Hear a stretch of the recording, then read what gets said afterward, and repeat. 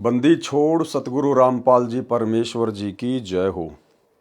परमपिता परमात्मा सारी सृष्टि के रचनहार, कुल मालिक, असंख्य ब्रह्मांडों के स्वामी, जगत गुरु, तीनों लोकों में प्रवेश करके सबका भरण पोषण करने वाले राजाधिराज, आत्माधार, नाथों के नाथ, देवों के देव, महादेव, सर्वेश्वर, महेश्वर, मृत्युंजय, अजरो अमर, आदि अनादि, सनातनी प्रभु, जगत पिता जगदीश्वर, श्री श्री 1008 की उपाधि के वास्तविक अधिकारी, अकाल मूरत शब्द स्वरूपी राम वासुदेव, सर्वगतम ब्रह्म, परम पूज्य, प्रथम पूज्य, परम संत, परम पुरुष, परम धनी, परम दयालु, सत्य कबीर, हक्का कबीर, अल्लाह कबीर, अल्लाह अकबर, बाखबर, अल्लाह ताला, जगत के तारणहार, जगत के मुक्तिदाता, जगत के जगन्नाथ, हारे के सहारे, हिंदुओं के राम, मुसलमानों के अल्लाह, सिखों के वाहिगुरु, ईसाइयों के मसीह, दया के सागर दयानिधि, करुणा के सागर करुणानिधि, स्वयंभू परिभू, संकट मोचन, कष्ट हरण, मंगल करण, दुख भंजन, अविगत कबीर, निर्विकार निर्विषम परमात्मा, अलय अलेख सतगुरु, आदि अनादि सतगुरु, असली मर्यादा पुरुषोत्तम, असली राम, असली कृष्ण, असली घनश्याम, असली मुरारी, राजाओं के राजा, महाराजाओं के महाराजा, शहंशाहों के शहंशाह, सम्राटों के सम्राट, भगवानों के भगवान, अल्लाहों के अल्लाह, प्रभुओं के प्रभु, मसीहाओं के मसीह, सच्चे वाहिगुरु, बाबाओं के बाबा, पीरों के पीर, सेठों के सेठ, जगत सेठ, सावड़सा सेठ, सर्वगुण संपन्न, अनंत कोटि कलाओं के स्वामी, अनंत कोटि ब्रह्मांडों के नायक, योगियों में महायोगी, ध्यानियों में महाध्यानी, सिद्धों में परम सिद्ध, ज्ञानियों में तत्वज्ञानी, ब्रह्म ज्ञानी, महाज्ञानी, परम ज्ञानी, सर्वश्रेष्ठ ज्ञानी, विज्ञानी, युवा कबीर, समृत कबीर, असंवाद, अमित ओजा, सच्चे रहनुमा, करीम अल्लाह, सुबहान अल्लाह, दुनिया के अंतिम पैगंबर, 8 सितंबर 1951 से गांव धनाना, जिला सोनीपत, हरियाणा, भारतवर्ष की पावन भूमि पे प्रकट रियल कल की भगवान श्री नारायण साकार हरि, श्री बाबा साहेब सौद स्वरूपी राम संत शिरोमणि सतगुरु रामपाल जी परमेश्वर जी के चरण कमल में साध संगति से जुड़े हुए देश विदेश से हम सभी सत्सेवक भाई बहनों का अनंत कोटि दंडवत प्रणाम। सत्साई भाई और बहनों, दया पूज्य गुरुदेव भगवान की, सतगुरु रामपाल जी परमेश्वर जी की, जिनके शुभ आशीर्वाद से कबीर सागर के सरलार्थ के ऊपर वीडियो बनाने की श्रृंखला जारी है। इसी श्रृंखला में आज हमारा ये 39 नंबर का वीडियो है। प्रत्येक वीडियो में गुरुदेव भगवान के आशीर्वाद से, उनके तत्व ज्ञान को आधार बनाकर हमें बहुत कुछ शिक्षाएं मिल रही हैं, जो शिक्षाएं हमें भक्ति मार्ग पर आगे बढ़ने के लिए प्रेरित करती हैं। भाई और बहनों, परमेश्वर की ये रजा इसी प्रकार से आप और हम आत्माओं के ऊपर बनी रहे, एकमात्र यही कामना हमारे गुरुदेव भगवान से होनी चाहिए। और आज जो 39 नंबर का वीडियो है वो बहुत ही विशेष है। आज का वीडियो जो कर्म बोध है उसको लेकर है। ये जो कर्म हैं कितने प्रकार के होते हैं, कैसे कैसे अपना कार्य करते हैं, ये आज हमें विशेष जानकारी मिलेगी। और भाई और बहनों, आज का जो वीडियो है, दास ये वीडियो पहले बना चुका है। यानी जिस समय हम लोग सृष्टि रचना को लेकर क्रोथा कांड के ऊपर वीडियो बना रहे थे, उस समय ये वीडियो बनाया जा चुका है। क्योंकि क्रोथा कांड के रहस्य को समझाते समय हमने बीच में कबीर सागर के सरलार से पेज नंबर 345 से ये हमने पूरा का पूरा जो प्रकरण है ये लिया था। तो आज हम उसी वीडियो को एक बार दोबारा से देखेंगे, उसी वीडियो को हम दोबारा से सुनेंगे जो कि पहले से ही बना हुआ है। तो भाई और बहनों, कबीर सागर का सरलार्थ पेज नंबर 345, अध्याय कर्म बोध का सारांश। तो वीडियो पहले इसके ऊपर बना हुआ है, बहुत अच्छे से गुरुदेव भगवान के आशीर्वाद से आप भाई बहनों को समझाया हुआ है। तो आप सभी भगत भाई बहन वीडियो को ध्यान से देखिए। अध्याय कर्म बोध का सारांश। कबीर सागर में 24वां अध्याय कर्म बोध पेज नंबर 162 पर है। परमेश्वर कबीर जी ने कर्मों का उल्लेख किया है। मेरे हंसा भाई, शुद्ध स्वरूप था जब तू आया, कहां से? सतलोक से। कर्मों के बंधन में फंस गया, किसने फंसाया? काल ने, ताते जीव कहाया। परमेश्वर कबीर जी ने बताया कि सत्य लोक से जीव स्वेच्छा से काल ब्रह्म के षड्यंत्र में फंसकर यहां आ गया, इसलिए जीव कहलाया। सत्य लोक में बिना कर्म किए सर्व पदार्थ उपलब्ध थे। यहां काल ब्रह्म ने कर्म का विधान बनाया है कि कर्म करेगा तो फल मिलेगा। श्रीमद् भगवत गीता अध्याय 3 श्लोक 14-15 में कहा है कि सर्व प्राणी अन्न से उत्पन्न होते हैं। अन्न खाने से बीज अर्थात वीर्य बनता है, जिससे सर्व प्राणी उत्पन्न होते हैं। अन्न वर्षा से होता है, वर्षा यज्ञ से यानी शास्त्र अनुकूल कर्म से होती है। कर्म काल ब्रह्म से उत्पन्न हुए, यानी कर्म का विधान ब्रह्म क्षर पुरुष ने बनाया। जैसे कर्म जीव करेगा वैसे ही भोगेगा। ब्रह्म क्षर पुरुष की उत्पत्ति अक्षर यानी अविनाशी परमेश्वर से हुई। अविनाशी परमेश्वर ही सदा यज्ञों यानी धार्मिक अनुष्ठानों में प्रतिष्ठित है, यानी इष्ट देव रूप में मानकर पूजा करनी होती है। किसकी? अविनाशी पुरुष की, अक्षर पुरुष की। अक्षर यानी जिसका किसी भी देश काल परिस्थिति में कोई विनाश ना हो, वो अक्षर पुरुष वास्तव में कबीर परमेश्वर है, जो वर्तमान में धरती पर 8 सितंबर 1951 से सतगुरु रामपाल जी परमेश्वर जी के रूप में प्रकट है। उन्हें अपना इष्ट मानकर उनकी पूजा करनी होती है, क्योंकि भगत के हर प्रकार के धार्मिक अनुष्ठानों में उसका सतगुरु अर्थात उसका इष्ट अर्थात वही कबीर परमात्मा प्रतिष्ठित होता है। और भाई बहनों, यही कारण है कि आप और हम सभी साध संगति से जुड़े हुए सत्सेवक भाई बहनों ने गीता जी अध्याय 3 श्लोक नंबर 13 को आधार बनाकर और अपने ही गुरुदेव भगवान को, जो कि पूर्ण ब्रह्म परमात्मा है, पूर्ण संत हैं, हमने उन्हीं को अपना इष्ट मानकर, क्योंकि इस कबीर परमेश्वर की यथार्थ भक्ति में कबीर परमेश्वर स्वयं ही सतगुरु रूप में धरती पर प्रकट होकर अपना तत्व ज्ञान प्रचार करते हैं। तो सतगुरु की भूमिका जो करता है वो स्वयं कबीर परमेश्वर होता है। भगत का इष्ट उसका गुरु ही होता है। एक छोटा सा सत्संग गुरुदेव भगवान का आपके विश्वास को दृढ़ करने के लिए, ताकि आपकी बची खुची आस्था जो उस दाढ़ी मूछ वाली कबीर दास जी की समझे जाने वाली काल्पनिक फोटो में फंसी हुई है वो भी निकल जाए। गुरुदेव भगवान ने कहा कि चरणा अमृत लेने से 84 लाख प्रकार की योनियों का दुख और पीड़ा समाप्त होती है। लेकिन वो चरणामृत काम कैसे करता है? चरणामृत काम करेगा अपने गुरु को ही इष्ट मानकर उसको रोजाना सेवन करने से, चरणा अमृत का पान करने से।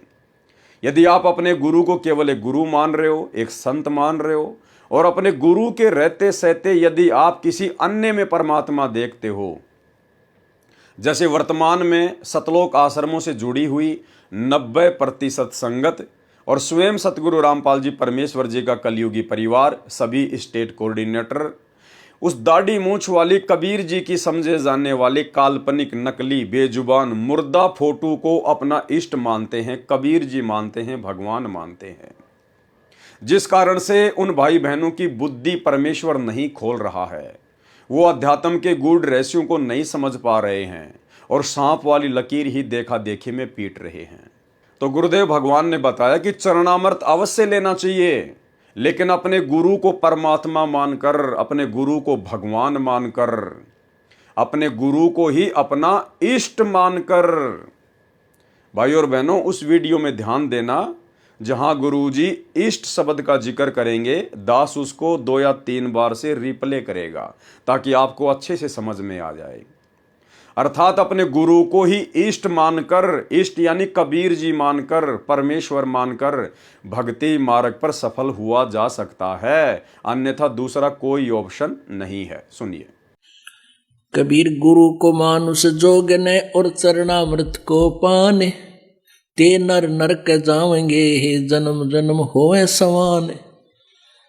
जो क्या बताते हैं, गुरु को मानुष मानते हैं और चरणामृत भी देखा, चरणामृत भी गुरु जी के चरणों का जल उसको भी पी रहे हैं और ऊपर से एक मनुष्य मान रहे हैं। कहते उससे भी, वो भी फिर 84 लाख योनियों का अधिकारी है, उसकी भक्ति चले नहीं।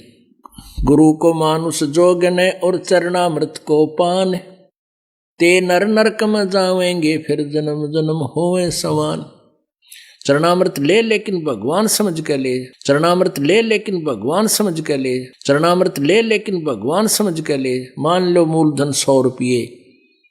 पुण्यात्माओं, एजुकेशन का अब आपको लाभ होगा। तो यहाँ कबीर सागर के सरलार्थ में भी पेज नंबर 345 पर सतगुरु रामपाल जी परमेश्वर जी ने हम भक्तों की आंखें खोलने के लिए और उस दाढ़ी मूछ वाली कबीर जी की समझे जाने वाली काल्पनिक फोटो से हमारी आस्था हटाने के लिए लिखा है, यानी इष्ट देव रूप में मानकर पूजा करनी होती है। तो हम भक्तों ने, जो हम यथार्थ 13वें कबीर पंथ से जुड़े हुए हैं, सतगुरु रामपाल जी परमेश्वर जी के जितने भी फॉलोअर हैं, हमारा इष्ट और हमारा गुरु एक ही है। ये परम सौभाग्य इस पूरी पृथ्वी पर केवल आप और हम सतगुरु रामपाल जी परमेश्वर जी के फॉलोवर को ही प्राप्त है, क्योंकि हम सत्य भक्ति कर रहे हैं सत्य पुरुष की। और सत्य पुरुष की सत्य भक्ति में वो सत्य पुरुष स्वयं ही सतगुरु बनकर धरती पर प्रकट होते हैं, इसलिए उनके अलावा अन्य कोई भी इष्ट नहीं होता है। और जो काल तक की साधना होती है, जो ब्रह्म तक की साधना होती है, उसमें गुरु अलग होता है और इष्ट अलग होता है। यानी काल तक की साधना में गुरु और इष्ट कभी भी एक नहीं होता है, लेकिन सत्य पुरुष की सतलोक वाली साधना में गुरु और इष्ट दोनों सत्य पुरुष ही होता है। तो भाई और बहनों, बहुत अच्छे से हमने वीडियो को देखना है, समझना है, हम कहीं मार ना खा जाएं। सवाल किया फिर किसी ने, कर्म कितने प्रकार के हैं? गुरुदेव भगवान ने उत्तर दिया, कर्म 2 प्रकार के हैं, एक शुभ कर्म, दूसरा अशुभ कर्म, यानी एक पुण्य और दूसरा पाप कर्म कहा जाता है। नंबर 1, पुण्य कर्म क्या है? पुण्य कर्म शास्त्र विधि अनुसार भक्ति कर्म, दान, परमार्थ, भूखों को भोजन देना, असहाय की हर संभव सहायता करना, दया भाव रखना, अपने से दुर्लभ से भी मित्र जैसा व्यवहार करना। यहां पर एक शब्द आया है भूखों को भोजन देना, लेकिन हमने सावधानी रखनी है। हमने कोई भी धर्म कर्म अपने गुरुदेव भगवान की आज्ञा के विरुद्ध होकर नहीं करना है। और सारी आज्ञा गुरुदेव भगवान ने हमें सत्संगों में दी हुई है, अपनी पुस्तकों में लिखकर दी हुई है। यदि आपके घर पर कोई भिखारी आता है, कोई भूखा व्यक्ति आता है, तो आप जी प्रेम से उसको बैठाकर भोजन कराइए, खाना खिलाइए। लेकिन हमने घर से रोटियां बनाकर बाहर लोगों को बांटनी नहीं है। हमने इस प्रकार का दान पुण्य नहीं करना है। भूखों को भोजन खिलाने का मतलब है, यदि कोई आपके घर पे आ जाए, यदि वो मांगता है तो भी खिलाना है, और यदि वो भोजन नहीं मांगता है तो हमारा फर्ज है कि हम उनसे प्रार्थना करें कि भाई भोजन तैयार है, आपकी क्या इच्छा है। अगर वो खाना चाहें तो प्रेम से खिलाइए, नहीं खाना चाहता है तो उसकी मर्जी। लेकिन हमने अपनी तरफ से दान पुण्य के चक्कर में पड़कर घर से खाना बनाकर बाहर किसी को भी खिलाने के लिए नहीं जाना है। हाँ, ये बात और है, यदि आपके घर में किसी दिन खाना ज़्यादा बन गया है तो आप जी बाहर जाकर किसी गाय या कुत्ते को या किसी ज़रूरतमंद व्यक्ति को भोजन दे सकते हैं, लेकिन उसके बदले में किसी भी प्रकार के पुण्य की उम्मीद ना करें। पुण्य केवल हमें सतगुरु की भक्ति से चाहिए। सतगुरु ने हमें जो 5 यज्ञ दे दिए उसी आधार से चाहिए। इसके अलावा हमने कहीं से भी किसी भी प्रकार से कोई भी पुण्य की उम्मीद नहीं करनी है। तो पुण्य कर्म बताए गुरुदेव ने, शास्त्र विधि अनुसार भक्ति कर्म, दान करना, परमार्थ के कार्य करना, भूखों को भोजन देना, असहाय की हर संभव सहायता करना, दया भाव रखना, अपने से दुर्लभ से भी मित्र जैसा व्यवहार करना। लेकिन ये तमाम कर्म करने से पहले हमने ध्यान रखना चाहिए कि हमारी मर्यादाओं पर किसी भी प्रकार की कोई भी आंच ना आ जाए। भगत के अंदर दया भाव होना चाहिए। गुरुदेव भगवान ने बताया कि दया बिना दरवेश कसाई, लेकिन साथ में परमात्मा हमें शिक्षा भी देते हैं कि वो दया आपने बिल्कुल भी नहीं दिखानी है भावुकता में आकर या जोश में आकर, जो दया भाव आपकी मर्यादाओं को तोड़ने का कारण बने। गुरुदेव ने राजा जनक का उदाहरण दिया कि राजा जनक ने भावुकताओं में बहकर दया भाव से अपने आधे पुण्य संकल्प कर दिए, जिस समय धर्मराज के दूत उसको ऊपर लेके जा रहे थे।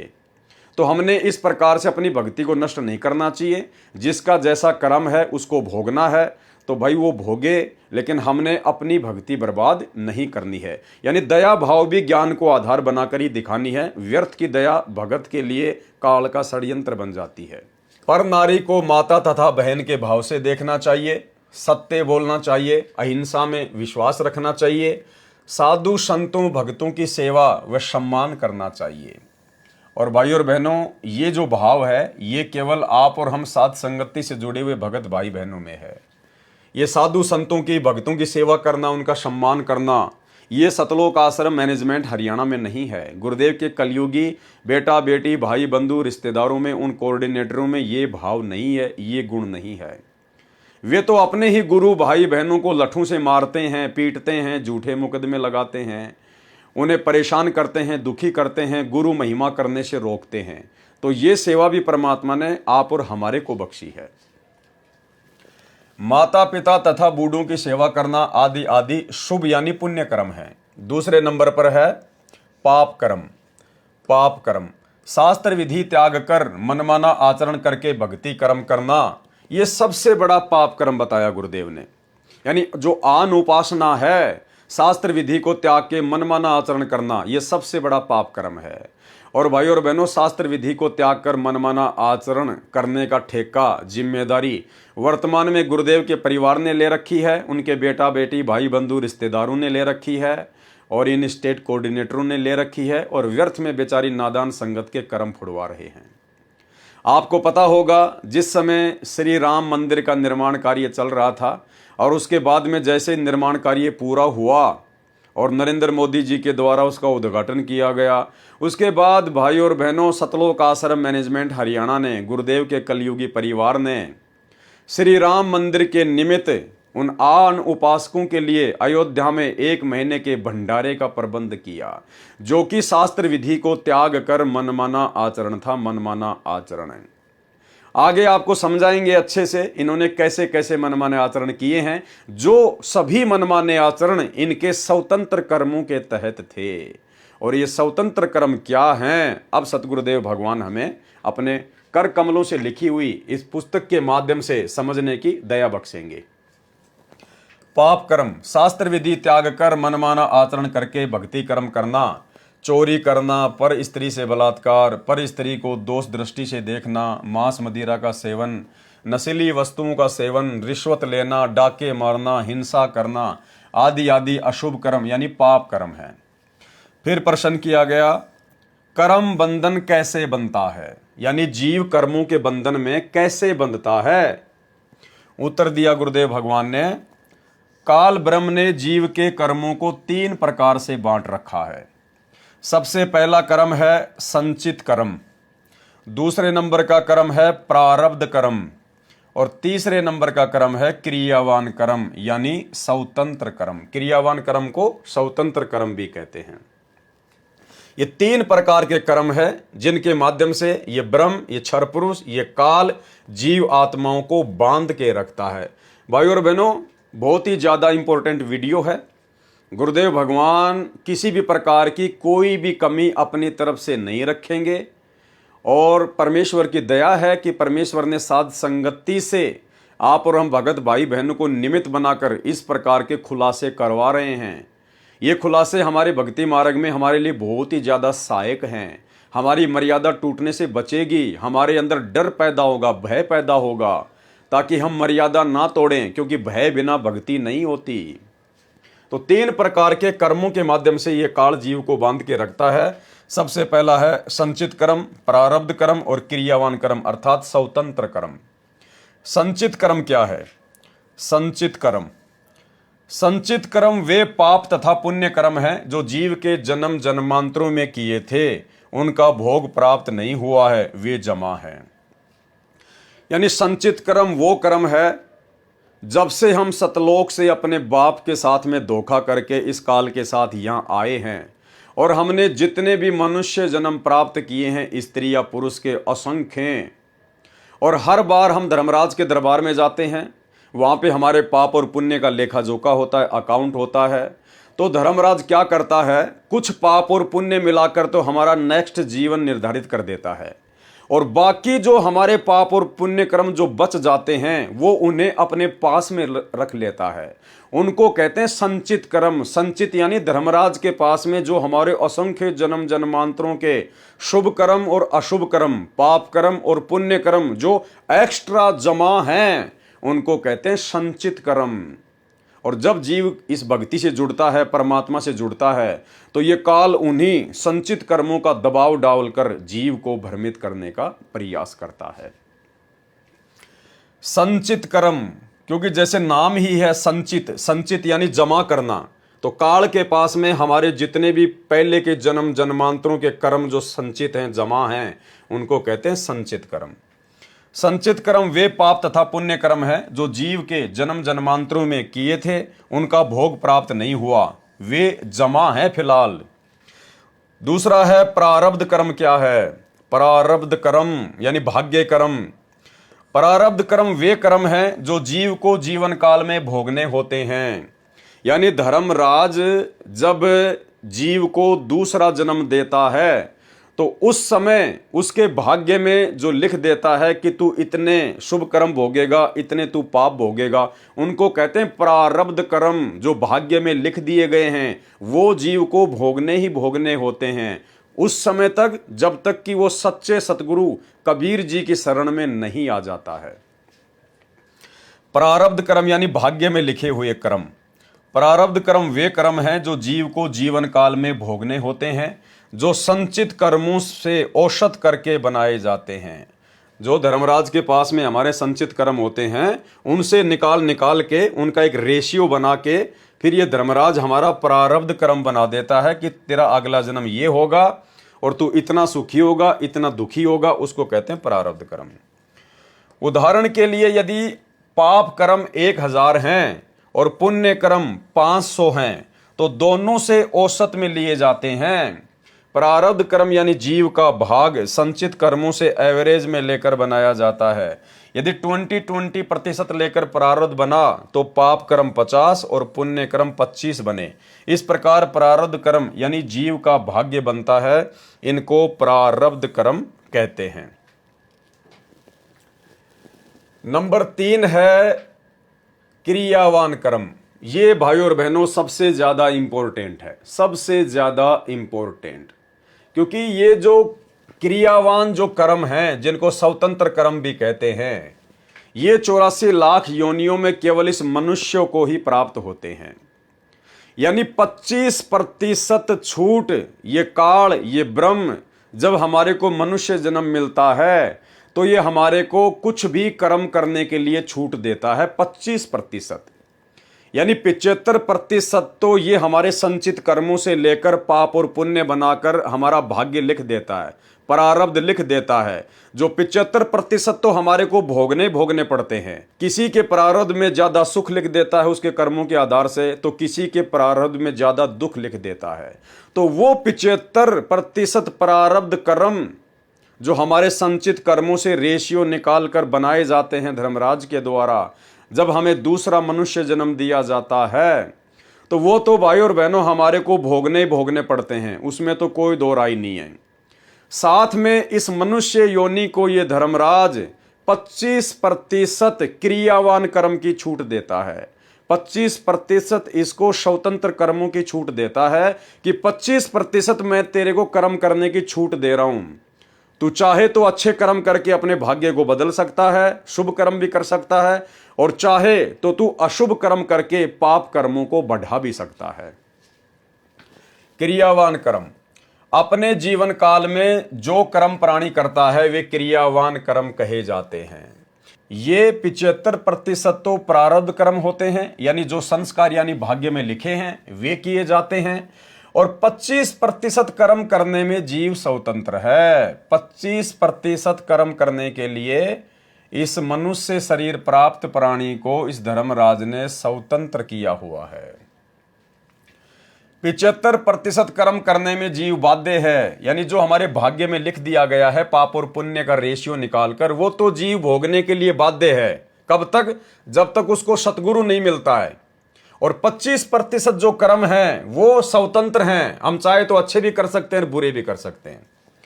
75% कर्म करने में जीव बाध्य है, मजबूर है, क्योंकि वे प्रारब्ध में लिखे होते हैं, परतंत्र हैं। परंतु पूर्ण संत मिलने पर परिस्थिति बदल जाती है। लेकिन जब पूर्ण संत मिल जाता है, वो कबीर परमात्मा मिल जाता है सतगुरु रूप में, तो उस परमेश्वर के हाथ में सारी लेखनी, सारी बही, सारे अकाउंट हैं। फिर सतगुरु जैसा चाहेगा वैसा अपने साधक के भाग्य में लिखेगा।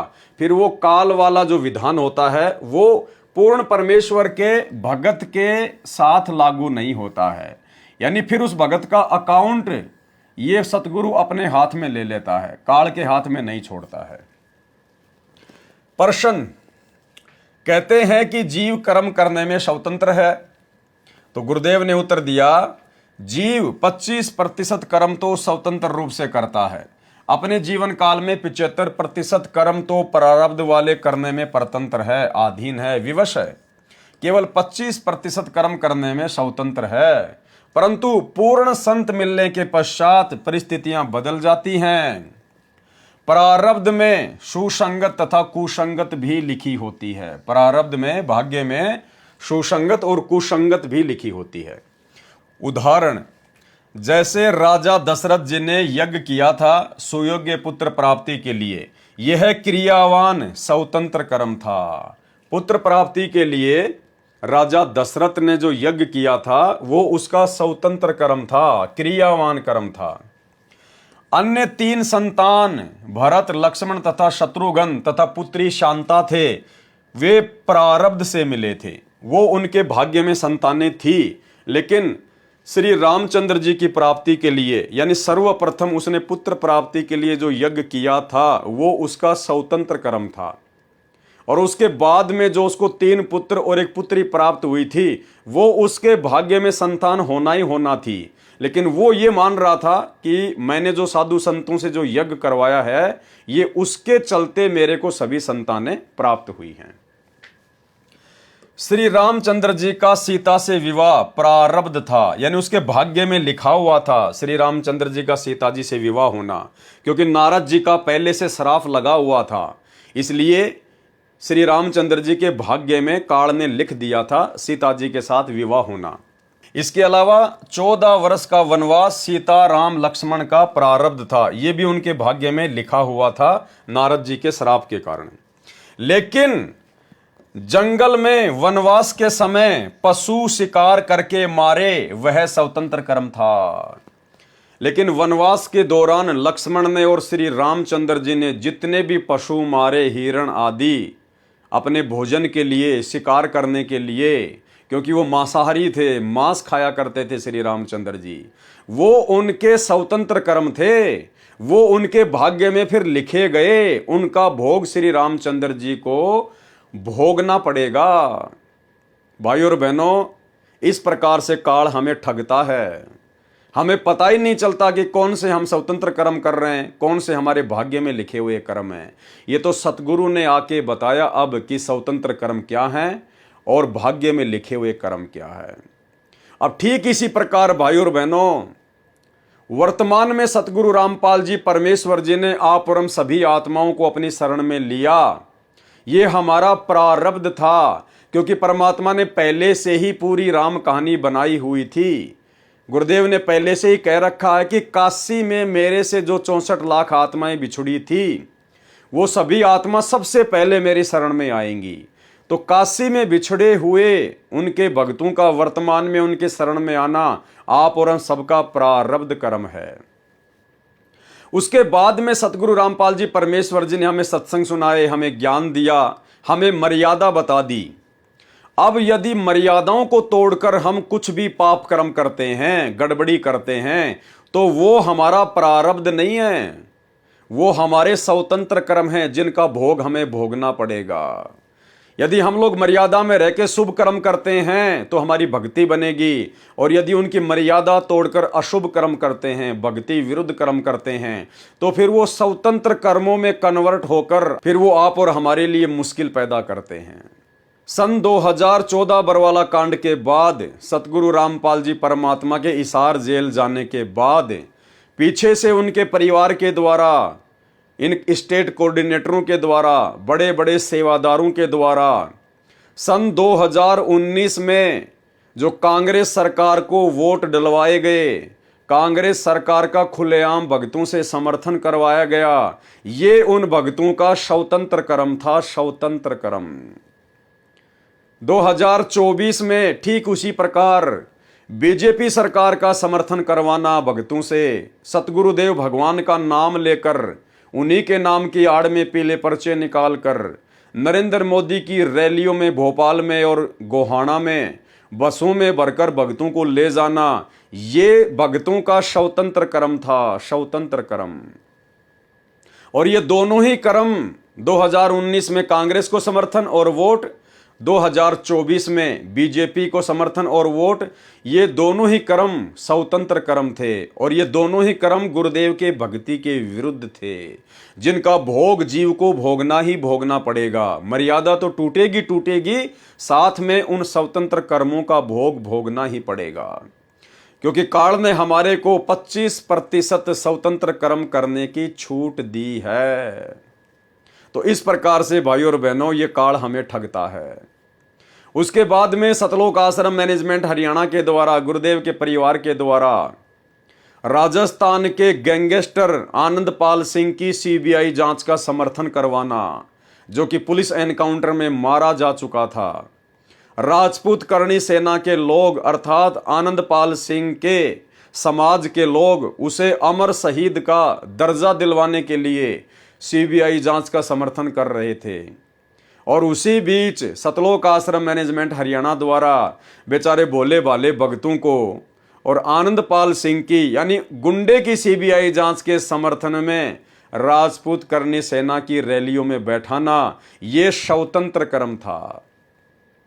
भक्तों के दान का 5 लाख रुपए राजपूत करणी सेना को राजस्थान के अजमेर की रैली में चंदे के रूप में देना, ये स्वतंत्र कर्म था, जो कि सरासर भक्ति के विरुद्ध है, जिसका भोग जीव को भोगना पड़ेगा, संगत को भी भोगना पड़ेगा, जिन जिन लोगों ने उनको दान देकर सहयोग किया है, और सतलोक आश्रम मैनेजमेंट हरियाणा को भी भोगना पड़ेगा। उसके बाद में जब हरियाणा में जाट आरक्षण चल रहा था, तो सतलोक आश्रम मैनेजमेंट हरियाणा के द्वारा, गुरुदेव के परिवार के द्वारा लाखों भक्तों को हरियाणा में जाट आरक्षण में उनके धरनों पर बैठाना, ये स्वतंत्र कर्म था।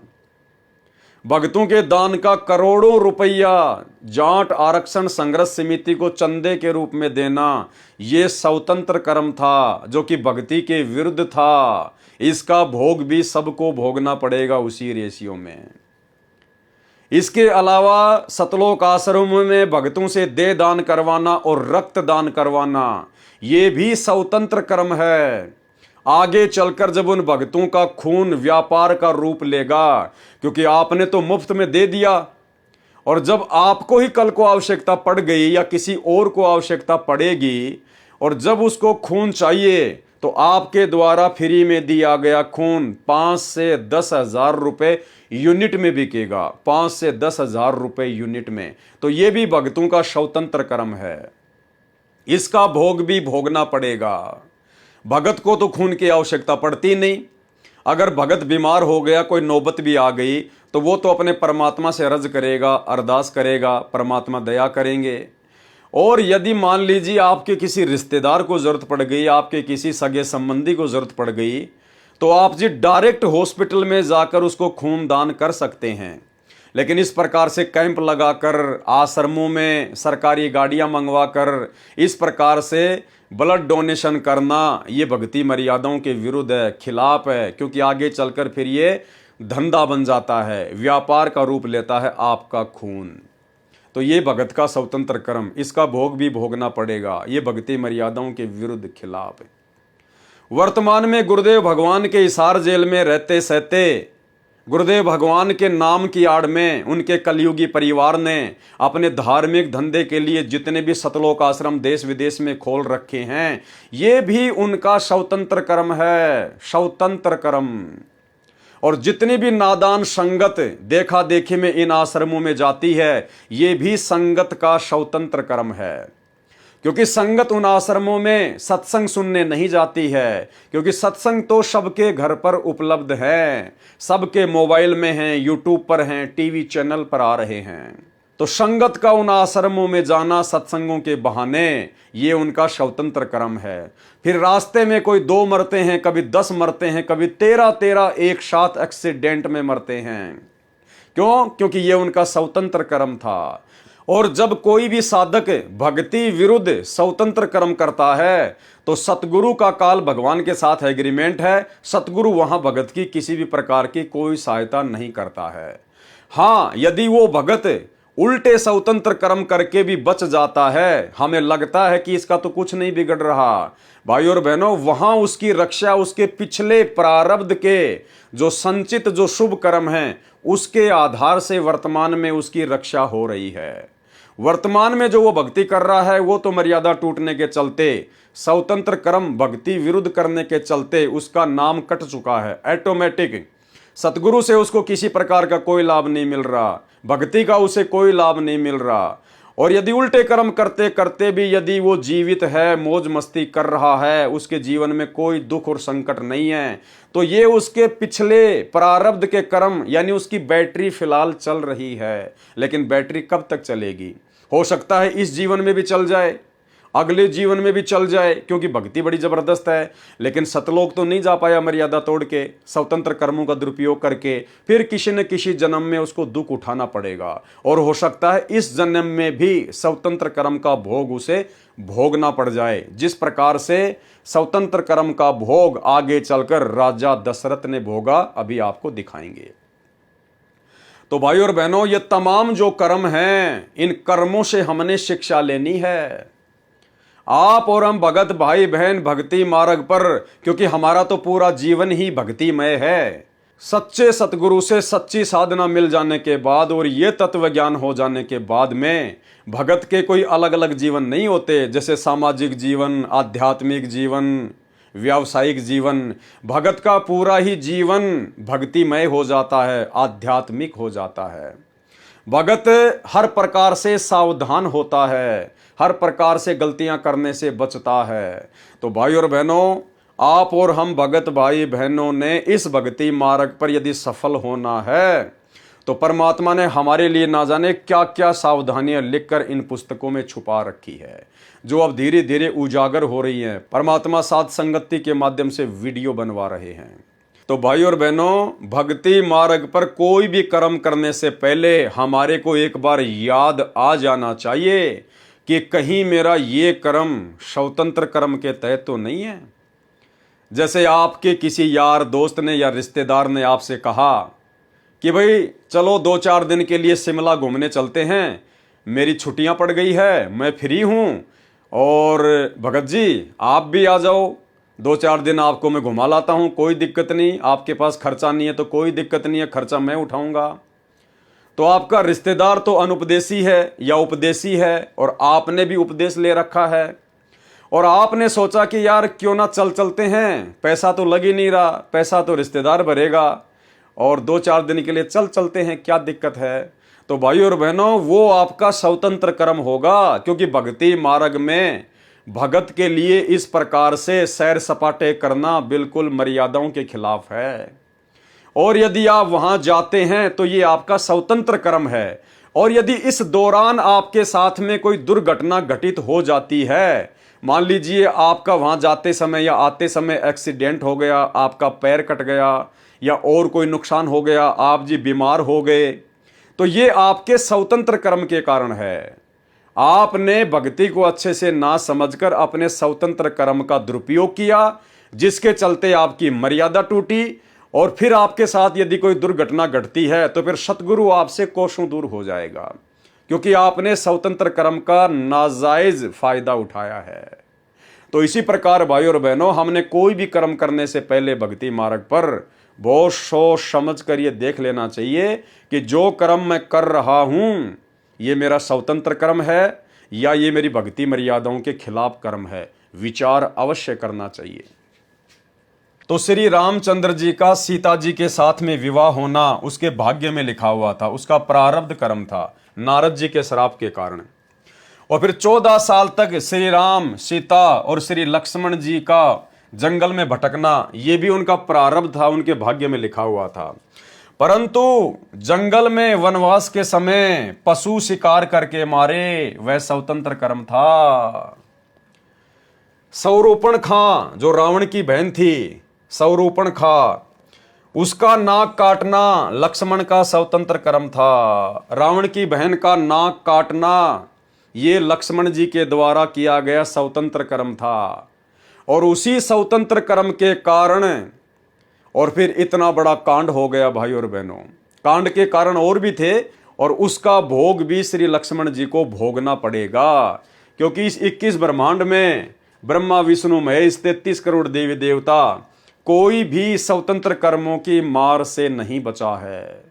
केवल वही साधक बचते हैं जो पूर्ण सतगुरु की शरण में आ जाते हैं, और शरण में आने के बाद में जो मर्यादाओं में रह के भक्ति करते हैं, परमात्मा उनके प्रारब्ध में लिखे हुए कर्मों को भी काटता है, हल्का करता है, और संचित कर्मों का सदुपयोग करना सिखाता है। जंगल में वनवास के समय पशु शिकार करके मारे, वह स्वतंत्र कर्म था। सौरूपणखा का नाक काटना लक्ष्मण का स्वतंत्र कर्म था।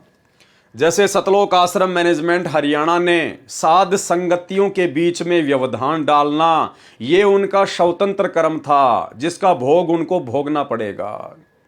हम भाई बहन साध संगतियों के माध्यम से परमात्मा की महिमा करते हैं, गुरुदेव भगवान को भोग लगाते हैं, ज्ञान चर्चा करते हैं, वो भी हमारा स्वतंत्र कर्म है। लेकिन हम सत्सेवकों का वो स्वतंत्र कर्म भक्ति बढ़ाने की दिशा में है, वो हमारे लिए फायदेमंद है, वो हमें पुण्य देगा।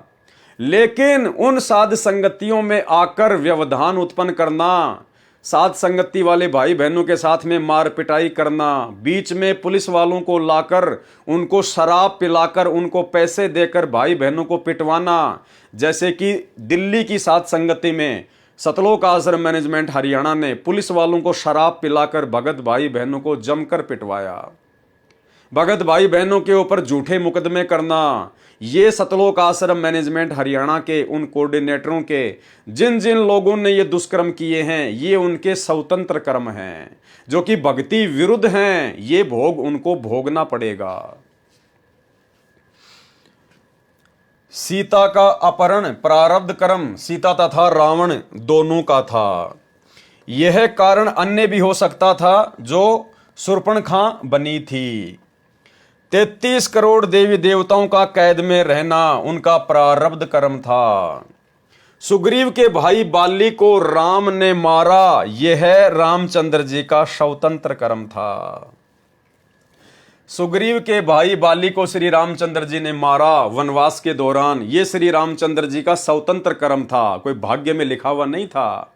उसने जानबूझकर यह कर्म किया, काल ने उसके स्वतंत्र कर्म में लिख दिया।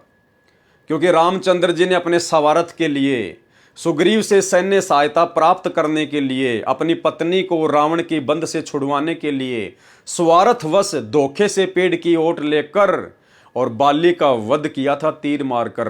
तो ये रामचंद्र जी के प्रारब्ध कर्म में उस काल ने, उस ब्रह्म ने लिख दिया। और आगे चलकर भाई और बहनों, श्री कृष्ण जी के रूप में उसको अपने उस स्वतंत्र कर्म का बदला देना पड़ा, अपने पैर में जहरीला तीर खाकर। तो इस प्रकार से हमने स्वतंत्र कर्मों को बहुत सावधानी से लेना भाई और बहनों, बहुत सावधानी से। कोई भी कर्म करने से पहले हमने विचार करना पड़ेगा कि ये कर्म भक्ति मर्यादाओं के विरुद्ध है या नहीं है, ये कहीं मेरा स्वतंत्र कर्म तो नहीं है, कहीं मैं गलती तो नहीं कर रहा हूं।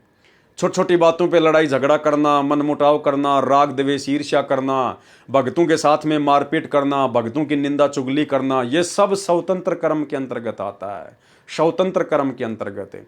क्योंकि भक्ति और ज्ञान देकर सतगुरु हमें इन सभी बुराइयों से दूर करते हैं, और यदि हम फिर भी वही कर्म करते हैं तो वो स्वतंत्र कर्मों के अंतर्गत आता है।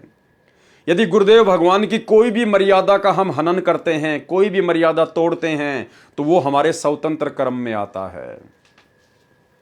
सुग्रीव के भाई बाली को राम ने मारा, यह स्वतंत्र कर्म था।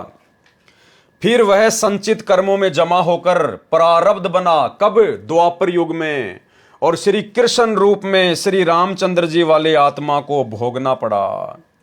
जो शिकारी था, जिसने श्री कृष्ण के पैर में विषाक्त यानी जहरीला तीर मारकर हत्या की, वह शिकारी बाली वाली आत्मा थी। रावण की मृत्यु, 33 करोड़ देवताओं को कैद से मुक्ति, यह सब प्रारब्ध था।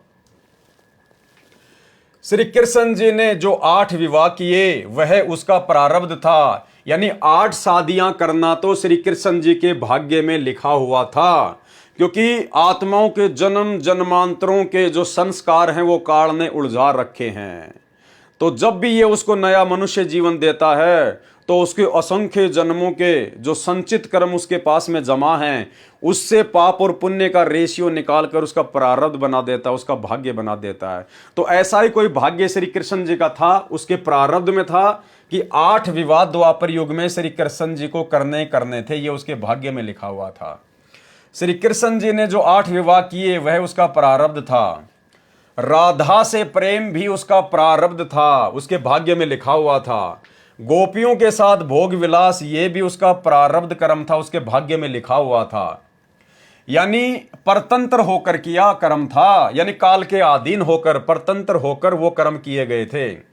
परंतु 16,000 स्त्रियों को एक राजा की कैद से छुड़वाकर अपने पास रखकर उनसे भोग विलास करना, यह स्वतंत्र कर्म था। एक राजा से 16,000 औरतों को युद्ध करके छुड़वाना और फिर उन औरतों को अपने पास में रखना और फिर उनके साथ में भोग विलास करना, सेक्स करना, यह श्री कृष्ण जी का मनमाना आचरण था। ये उनका स्वतंत्र कर्म था जो काल ने उसके बैड अकाउंट में लिख दिया। और परमात्मा कहते हैं, पर द्वारा स्त्री का खोले 70 जन्म अंधा हो डोले। एक पर स्त्री के साथ में व्यभिचार करना, क्योंकि पत्नी के होते सहते यदि आप किसी और के साथ में शारीरिक संबंध बनाते हैं, भले आप दोनों ने अपनी सहमति से बनाए हैं, लेकिन वो आपके बैड अकाउंट में लिखे जाते हैं, वो आपके स्वतंत्र कर्म में गिने जाते हैं। तो एक पर स्त्री के साथ में शारीरिक संबंध बनाने की सजा परमेश्वर ने क्या बताई? पर द्वारा स्त्री का खोले 70 जन्म अंधा हो डोले। और श्री कृष्ण जी ने तो 16,000 औरतों के साथ में शारीरिक संबंध बनाते हुए अपने स्वतंत्र कर्मों को बिगाड़ा है। तो सोचिए काल ने उसको कितना जबरदस्त तरीके से बांध लिया है। जब कभी उसके पुण्य समाप्त होंगे, विष्णु वाली गद्दी से वो नीचे गिरेगा और फिर देखना भाई और बहनों, काल इनकी कैसे दुर्गति करता है। परंतु 16,000 स्त्रियों को एक राजा की कैद से छुड़वाकर अपने पास रखकर उनसे भोग विलास करना, यह स्वतंत्र कर्म था। कुब्जा को स्वस्थ करना प्रारब्ध कर्म था, यानी उसके भाग्य में लिखा हुआ था कि आपने उस कुब्जा को ठीक करना ही करना है। परंतु उसके साथ भोग विलास करना स्वतंत्र कर्म था। लेकिन उसके बाद में श्री कृष्ण जी के द्वारा कुब्जा के साथ में सेक्स करना, भोग विलास करना, शारीरिक संबंध बनाना, यह स्वतंत्र कर्म था, उसका मनमाना आचरण था जिसका भोग उसे भोगना पड़ेगा। कंस को मारना प्रारब्ध कर्म था, क्योंकि काल ने भेजा ही उसको कंस को मारने के लिए था, यह उसके भाग्य में लिखा हुआ था। परंतु केसी, चाणोर, पूतना का वध, यह स्वतंत्र कर्म था, यह उसको भोगना पड़ेगा, क्योंकि वे कंस के द्वारा प्रलोभन या दबाव से भेजे गए थे। इस प्रकार कर्मों का लेखा जाने। और गुरुदेव कह रहे हैं, कम लिखे को अधिक समझें। गुरुदेव कह रहे हैं, जो मैंने लिख दिया ना थोड़ा बहुत संकेत में, इस थोड़े से लिखे हुए को बहुत ज्यादा जाने। यानी भक्तों, अपने कॉमन सेंस का यूज करना कि वर्तमान में भक्ति मार्ग में स्वतंत्र कर्म कौन कर रहा है, क्या क्या स्वतंत्र कर्म कर रहा है और किस प्रकार से तुम्हें भी उनका भोग भोगना पड़ेगा, इसी जन्म में या फिर अगले जन्म में। तो भाई और बहनों, कल हमारा जो क्रोथा कांड के ऊपर लास्ट वीडियो है, उस वीडियो को देखने से पहले और समझने से पहले, यानी जो मनमानियां सेवादारों ने क्रोथा आश्रम में की, उन सब को समझने से पहले आप और हमने ये स्वतंत्र कर्म को समझना बेहद जरूरी है।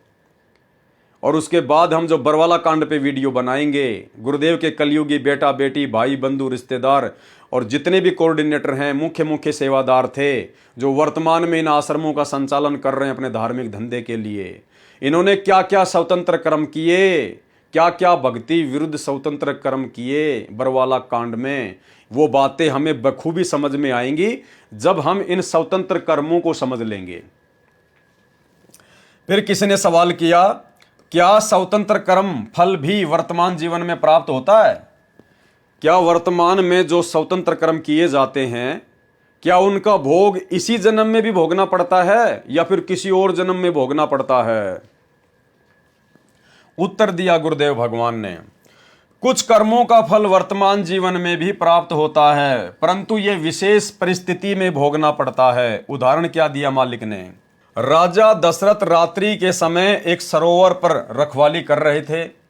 उस सरोवर का ऋषि लोग पानी पीते थे, उसे जंगली जानवर खराब कर देते थे।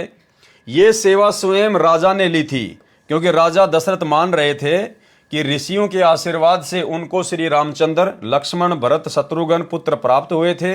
वैसे श्री राम का जन्म उनके यज्ञ की देन नहीं थी, ये प्रारब्ध में था। यज्ञ ऋषियों के द्वारा किया गया था, जिस कारण से वे महिमा के पात्र बने थे। एक श्रवण नामक ज्येष्ठ पुत्र अपने अंधे माता पिता को बहंगी, यानी एक बांस के दोनों सिरों पर पालने बांधकर बहंगी बनाई जाती थी, उसमें बैठाकर तीर्थ स्नान के लिए निकला था। माता पिता को प्यास लगी। अंधेरी रात्रि में श्रवण पानी का लोटा लेकर सरोवर पर गया और पानी का लोटा भरने लगा। उसकी आवाज सुनकर राजा दशरथ ने कोई जंगली जानवर समझकर शब्द भेदी बाण मारा। शब्द भेदी बाण, भाई और बहनों देखो, पहले आध्यात्मिक विज्ञान थी, अब वर्तमान में लोगों के पास में भक्ति रही नहीं, इसलिए काल ने विज्ञान का प्रचार प्रसार कर दिया। पहले आध्यात्मिक विज्ञान थी, तो राजा दशरथ ने क्या किया? आवाज सुनकर शब्द भेदी बाण मारा। शब्द भेदी बाण क्या होता है? यानी उस बाण को मंत्रित करके और जहां से आवाज आ रही है उधर छोड़ दिया जाएगा। तो चाहे अंधेरा हो, रास्ता चाहे टेढ़ा मेढ़ा हो, कैसा भी हो, वो बाण उसी आवाज के ऊपर जाकर लगेगा, अपने निशाने पे जाकर लगेगा। उसको कहते हैं शब्द भेदी बाण। जैसे वर्तमान में वैज्ञानिकों ने कुछ ऐसी मिसाइलें बना रखी हैं, आप जिस भी शहर पर, जिस भी राज्य पर, जिस भी पॉइंट पर उसको टारगेट करके मारोगे तो वो घूमती फिरती और हजारों किलोमीटर दूर जाकर उसी लक्ष्य के ऊपर निशाना मारेगी। तो इसी प्रकार पहले आध्यात्मिक विज्ञान थी, तो राजा दशरथ ने शब्द भेदी बाण मारा, जो श्रवण को लगा और वह हाय राम कहकर गिर गया। राजा दशरथ ने पशु समझकर तीर मारा था। हाय राम की आवाज सुनकर राजा समझ गया कि किसी व्यक्ति को तीर लगा है। श्रवण दर्द के कारण तड़प रहा था, हाय हाय कर रहा था। राजा दशरथ ने जाकर नाम गांव पूछा और सच्चाई बताई, तो श्रवण ने कहा कि मैं तो बचूंगा नहीं, मेरे माता पिता अंधे हैं, बहुत प्यास लगी है, आप उनको पानी पिला देना। उनको पानी पिलाने से पहले नहीं बताना कि तुम्हारा श्रवण मर गया है। वे पानी नहीं पिएंगे और प्यासे ही मर जाएंगे। इतनी बात कहकर श्रवण प्राण त्याग गया। राजा दशरथ जल का लोटा भरकर श्रवण के माता पिता के पास गए। पैरों के कदमों की आवाज सुनकर पिता बोला कि बेटा श्रवण, पानी मिल गया। राजा दशरथ बिना बोले ही पानी पिलाने लगा। माता पिता ने कहा कि बेटा बोलता क्यों नहीं, लगता है तू हमसे तंग आ गया है, सच्ची बात बता। यदि दुखी हो चुका है तो हमें यहीं छोड़कर घर लौट जा बेटा, हम तुझे दुखी नहीं देख सकते। जब तू बोलकर माता पिता नहीं कहेगा, हम पानी नहीं पिएंगे। विवश होकर राजा दशरथ ने सच्चाई बतानी पड़ी। तब दोनों ने हाय हाय करना शुरू कर दिया तथा राजा दशरथ को श्राप दे दिया कि आज हम अपने पुत्र के वियोग में प्राण त्याग रहे हैं, एक दिन राजा तू भी अपने पुत्र के वियोग में मरेगा। यानी भाइयों और बहनों, एक छोटा सा स्वतंत्र कर्म राजा दशरथ का, और वो स्वतंत्र कर्म उसी जन्म में उसकी अकाल मृत्यु का कारण बन गया।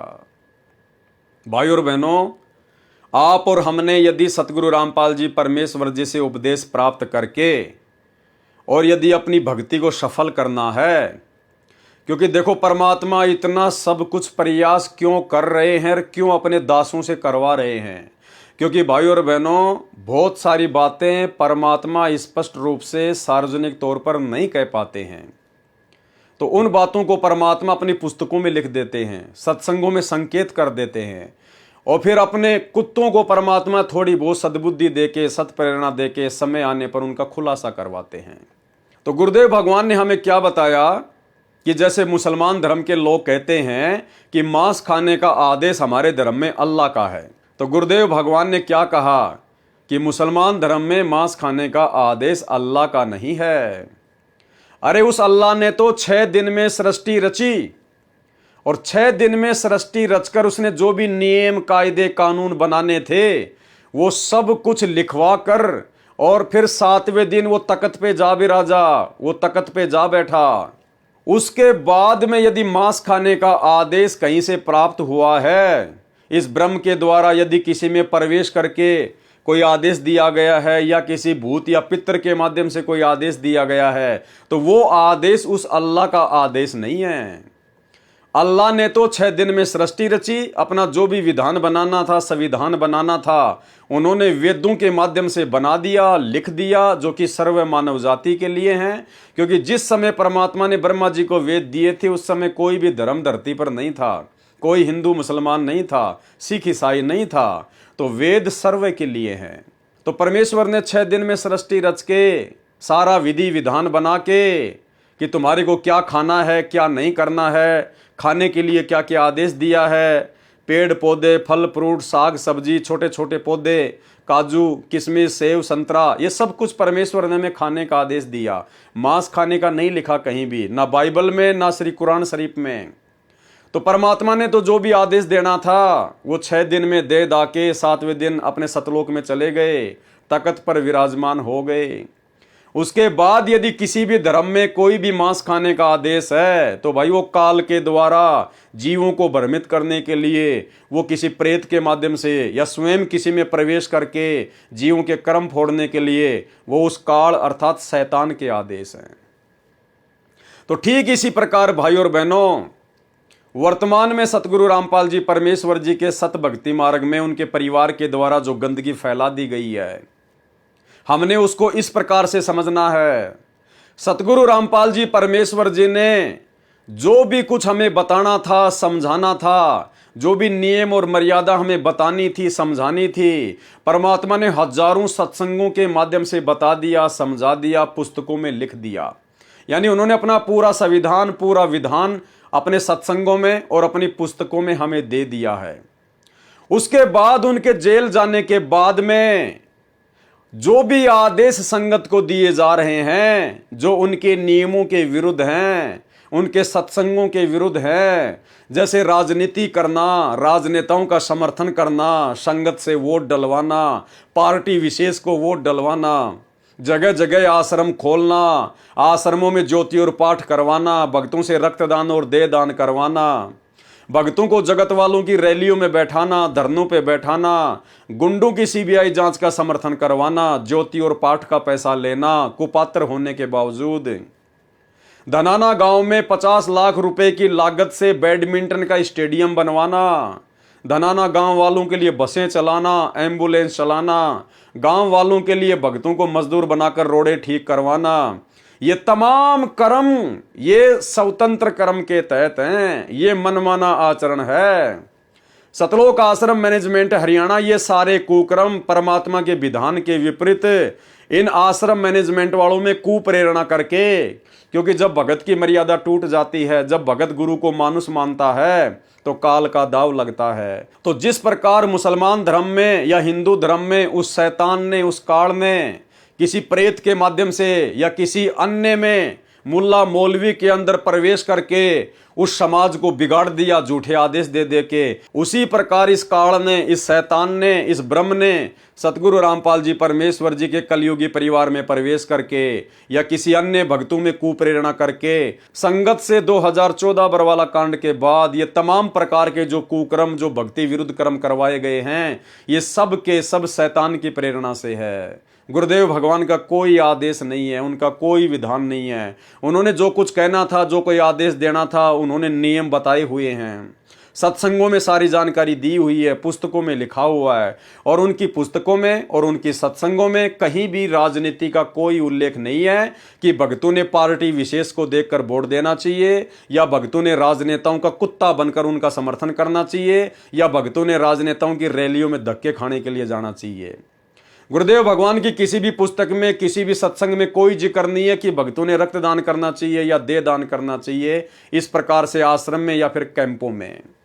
गुरुदेव का कोई आदेश नहीं है किसी पुस्तक में, किसी भी सत्संग में कि भक्तों ने गुंडों की सीबीआई जांच का समर्थन करना चाहिए या 2-3% आरक्षण के लिए जगत वालों के साथ मिलकर सरकार का विरोध करना चाहिए। कोई आदेश नहीं गुरुदेव भगवान का कि मेरी गैर हाजिरी में सत्संग सुनने के लिए आश्रम में आना चाहिए, जबकि घर घर में आश्रम है। तो भाइयों और बहनों, ये तमाम प्रकार के कर्म स्वतंत्र कर्म हैं, ये क्रियावान कर्म हैं। और इस काल ने एक सोची समझी साजिश के तहत 25% कर्म करने की छूट, स्वतंत्रता इस जीव को इसीलिए दी है कि जब इसको कोई पूर्ण संत मिल जाएगा, सच्चा सतगुरु मिल जाएगा, मेरे जाल से बाहर निकलने की जानकारी देगा, भक्ति विधि देगा, तो मैं इनको स्वतंत्र कर्मों के माध्यम से विचलित करूंगा, भ्रमित करूंगा, कुप्रेरणा करके उन लोगों में जिन लोगों पर वो नादान संगत अंधविश्वास करती है। तो अंधविश्वास तो भगत ने करना चाहिए अपने गुरुदेव पर और अपने गुरुदेव की बातों पर, लेकिन संगत ने वर्तमान में अंधविश्वास कर लिया गुरुदेव के काल प्रेरित कलयुगी परिवार पर, अपने अपने नामदान संचालकों पर, कोऑर्डिनेटरों पर, जो किसी भी प्रकार की कोई भी मर्यादा में नहीं है। तो भाई और बहनों, स्वतंत्र कर्म क्या हैं ये समझ में आ जाना चाहिए। और वर्तमान में संत रामपाल जी की 90% संगत को काल ने स्वतंत्र कर्मों के माध्यम से ठगा है और वर्तमान में लगातार ठगने की दिशा में दौड़ रहा है। एक दिन राजा तू भी अपने पुत्र के वियोग में मरेगा, ये कहकर रो रो कर प्राण त्याग दिए। राजा दशरथ ने बहुत कहा कि मैं आपका पोषण करूंगा, नौकर नौकरानी सेवा में रख दूंगा, आप ऐसा न कहें और न मरें। परंतु कुछ ही घंटों में दोनों ने तड़प तड़प कर प्राण त्याग दिए, मर गए। उस कर्म का फल राजा दशरथ को उसी जीवन में भोगना पड़ा, क्योंकि वो राजा दशरथ का स्वतंत्र कर्म था। अरे भैया, वो तालाब राजा दशरथ के बाप का थोड़ी था। अरे वो जंगल में था, तो जंगल में जानवर कहाँ पिएंगे पानी? जंगली जानवर क्या आसमान में जाके पानी पी के आएंगे क्या? लेकिन ये राजा दशरथ का स्वतंत्र कर्म था। उसने अपनी तरफ से साधु संतों के लिए ये सोचा कि इस तालाब का पानी बहुत अच्छा है, कोई जानवर इसको गंदा ना कर दे, क्योंकि इन साधु संतों ने मुझे आशीर्वाद दिया, इन्होंने यज्ञ किया है, तब जाकर जो है मेरे ये रामचंद्र जो है ये पैदा हुआ है। तो उसकी मनमानी धारणा थी, उसकी मनमानी सोच थी, और उसी मनमानी सोच के तहत उसने मनमाना आचरण किया। उसने खुद जाकर तालाब पर पानी की रक्षा करने का ठेका लिया, जिम्मा लिया। वो उसका स्वतंत्र कर्म था, जिसके तहत श्रवण मारा गया। उनके माता पिता ने उसको श्राप दिया और उसी जन्म में उसी क्रियावान कर्म का, उसी स्वतंत्र कर्म का भोग राजा दशरथ को भोगना पड़ा। श्री रामचंद्र जी का बाप, अयोध्या का राजा, एक छोटे से स्वतंत्र कर्म के कारण, जो स्वतंत्र कर्म भक्ति विधान के विरुद्ध था, उसका भोग उसको भोगना पड़ा। अकाल मृत्यु को प्राप्त हुआ और भूत प्रेत की योनियों में गया, भूत प्रेत की योनियों में। उस कर्म का फल राजा दशरथ को उसी जीवन में भोगना पड़ा जो श्राप का प्रभाव था। श्री रामचंद्र जी जब वनवास को चले तो राजा दशरथ अपने महल की सबसे ऊंची छत अर्थात चौबारे पर चढ़कर देखता रहा। जब रामचंद्र जी कुछ ओझल हुए तो चौबारे की मंडेर पर खड़े हो गए, पंजों के बल एडी उठाकर खड़े होकर पुत्र को देखने लगे तो वहां से गिरकर मर गए। ये राजा दशरथ का प्रारब्ध कर्म नहीं था, यानी राजा दशरथ के द्वारा अपने महल की छत से नीचे गिरना और गर्दन टूटकर मरना, ये उसके भाग्य में लिखा हुआ नहीं था, ये उसका स्वतंत्र कर्म था। यदि वो उस तालाब पर जानवरों को भगाने के लिए या मारने के लिए वो संकल्प नहीं करता, जिम्मेदारी नहीं लेता, तो राजा दशरथ की इस प्रकार से मृत्यु नहीं होती। लेकिन उसकी एक छोटी सी गलती ने, उसके छोटे से स्वतंत्र कर्म ने उसी जन्म में उसको अकाल मृत्यु मरने पर विवश किया। और ठीक इसी प्रकार भाई और बहनों, हमने शिक्षा लेनी है इन सब बातों से। हमें गुरुदेव ये राजा रामचंद्र जी के पिता श्री दशरथ जी की जीवनी पढ़ाकर, हमारे को उनका इतिहास पढ़ाकर परमेश्वर क्या समझाना चाहते हैं। हमें राजा दशरथ से मतलब नहीं है, हमें श्री रामचंद्र जी से मतलब नहीं है, लेकिन उनकी गलतियों से, उस इतिहास से हम भक्तों ने शिक्षा लेनी है, सबक लेना है कि हम वर्तमान में भक्ति मार्ग पर स्वतंत्र कर्मों का सदुपयोग करना सीखें। और यदि दुरुपयोग करेंगे तो श्री रामचंद्र जी के पिता राजा दशरथ की तरह अकाल मृत्यु ही मरेंगे। और ना जाने कितने भगत सतगुरु रामपाल जी परमेश्वर जी के जेल जाने के बाद में हजारों की संख्या में स्वतंत्र कर्मों का दुरुपयोग करते हुए इस जानकारी के अभाव में, साध संगति के अभाव में अकाल मृत्यु को प्राप्त हुए हैं। वैसे तो बहुत सारी घटनाएं हैं, अगर मैं जिक्र करूंगा तो 20-30 घटनाएं तो मेरे पास में कैद हैं कैमरे में। मेरे पास में एविडेंस है, उनके प्रूफ है, उनकी फोटो है, उनके वीडियो हैं। इशार की तारीखों पर आते जाते समय ना जाने कितने भगत भाई बहन काल की भेंट चढ़े हैं, जो उन सब का स्वतंत्र कर्म था। सतगुरु रामपाल जी परमात्मा का किसी भगत को कोई आदेश नहीं था ज्ञान आधार से कि भगतों आप हिसार कोर्ट में जब मेरी तारीख पड़ती है तो आप जी मेरी तारीखों पे आया करो, यहाँ पर भीड़ इकट्ठी किया करो, प्रशासन को परेशान किया करो, दुखी किया करो। और ना किसी को गुरुदेव भगवान के कोई दर्शन होते थे। ये सारा का सारा मनमाना आचरण था, सतलोक आश्रम मैनेजमेंट हरियाणा के द्वारा करवाया जाता था काल प्रेरणा से। ये स्वतंत्र कर्म था, ये वो 25% स्वतंत्र कर्मों के तहत मनमाना आचरण हो रहा था। और कई सैकड़ों की संख्या में भगत भाई बहन, कोई ट्रेन के नीचे कटकर, कोई भीड़ में, कोई अपने घर पर नहीं पहुंचा, कोई रास्ते में मर गया। ना जाने कितने भगत भाई बहन गाड़ियों से एक्सीडेंट हो के अकाल मृत्यु को प्राप्त हुए हैं। एक छोटा सा आपको एविडेंस देता हूं। इसी प्रकार सन 2018 में महाराष्ट्र के लातूर जिले से 2 मिनी बसें भरकर भक्तों की, जिनमें सतनामी भी थे, सारनामी भी थे, हरियाणा के हिसार में सतगुरुदेव भगवान की तारीख पर हिसार कोर्ट में जा रहे थे, सतलोक आश्रम मैनेजमेंट हरियाणा के कहने पर, अपने कोऑर्डिनेटरों के कहने पर।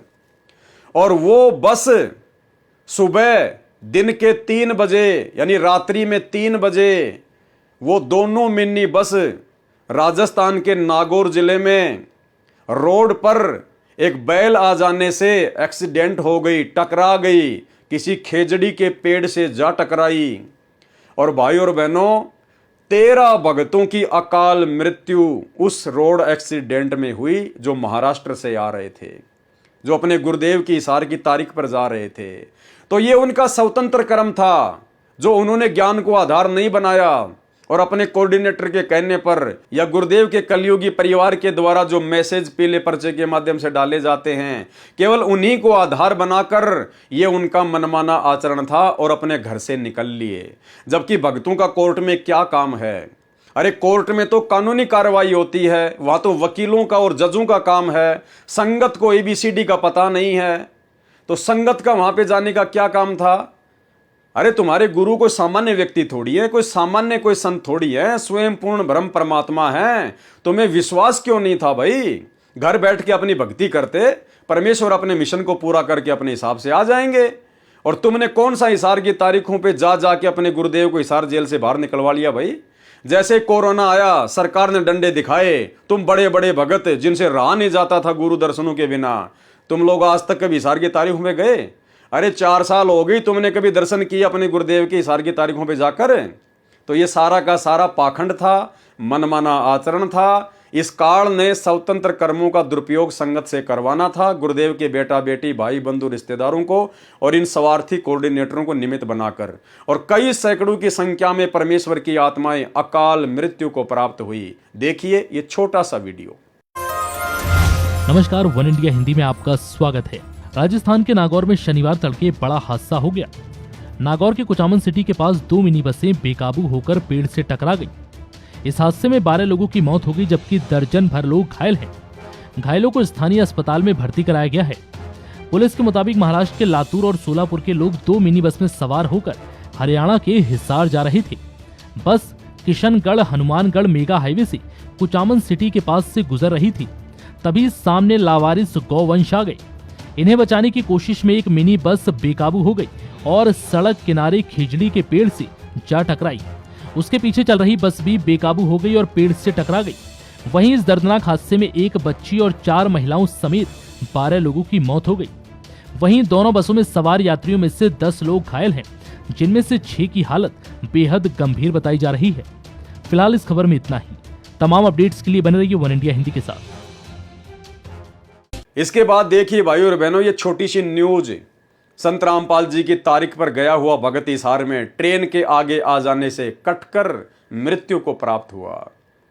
इसके अलावा मुंडका आश्रम की ये न्यूज देखिए। दिल्ली में जो मुंडका आश्रम खोला गया है गुरुदेव के कलयुगी परिवार के द्वारा धार्मिक धंधे के लिए, उस आश्रम में भक्तों को नीचे टैंक की सफाई करने के लिए उतारा गया, 3 भक्तों को, जिसमें 2 भगत उस टैंक में जहरीली गैस से दम तोड़कर मर जाते हैं। यह मनमाना आचरण था, यह स्वतंत्र कर्म का दुरुपयोग था।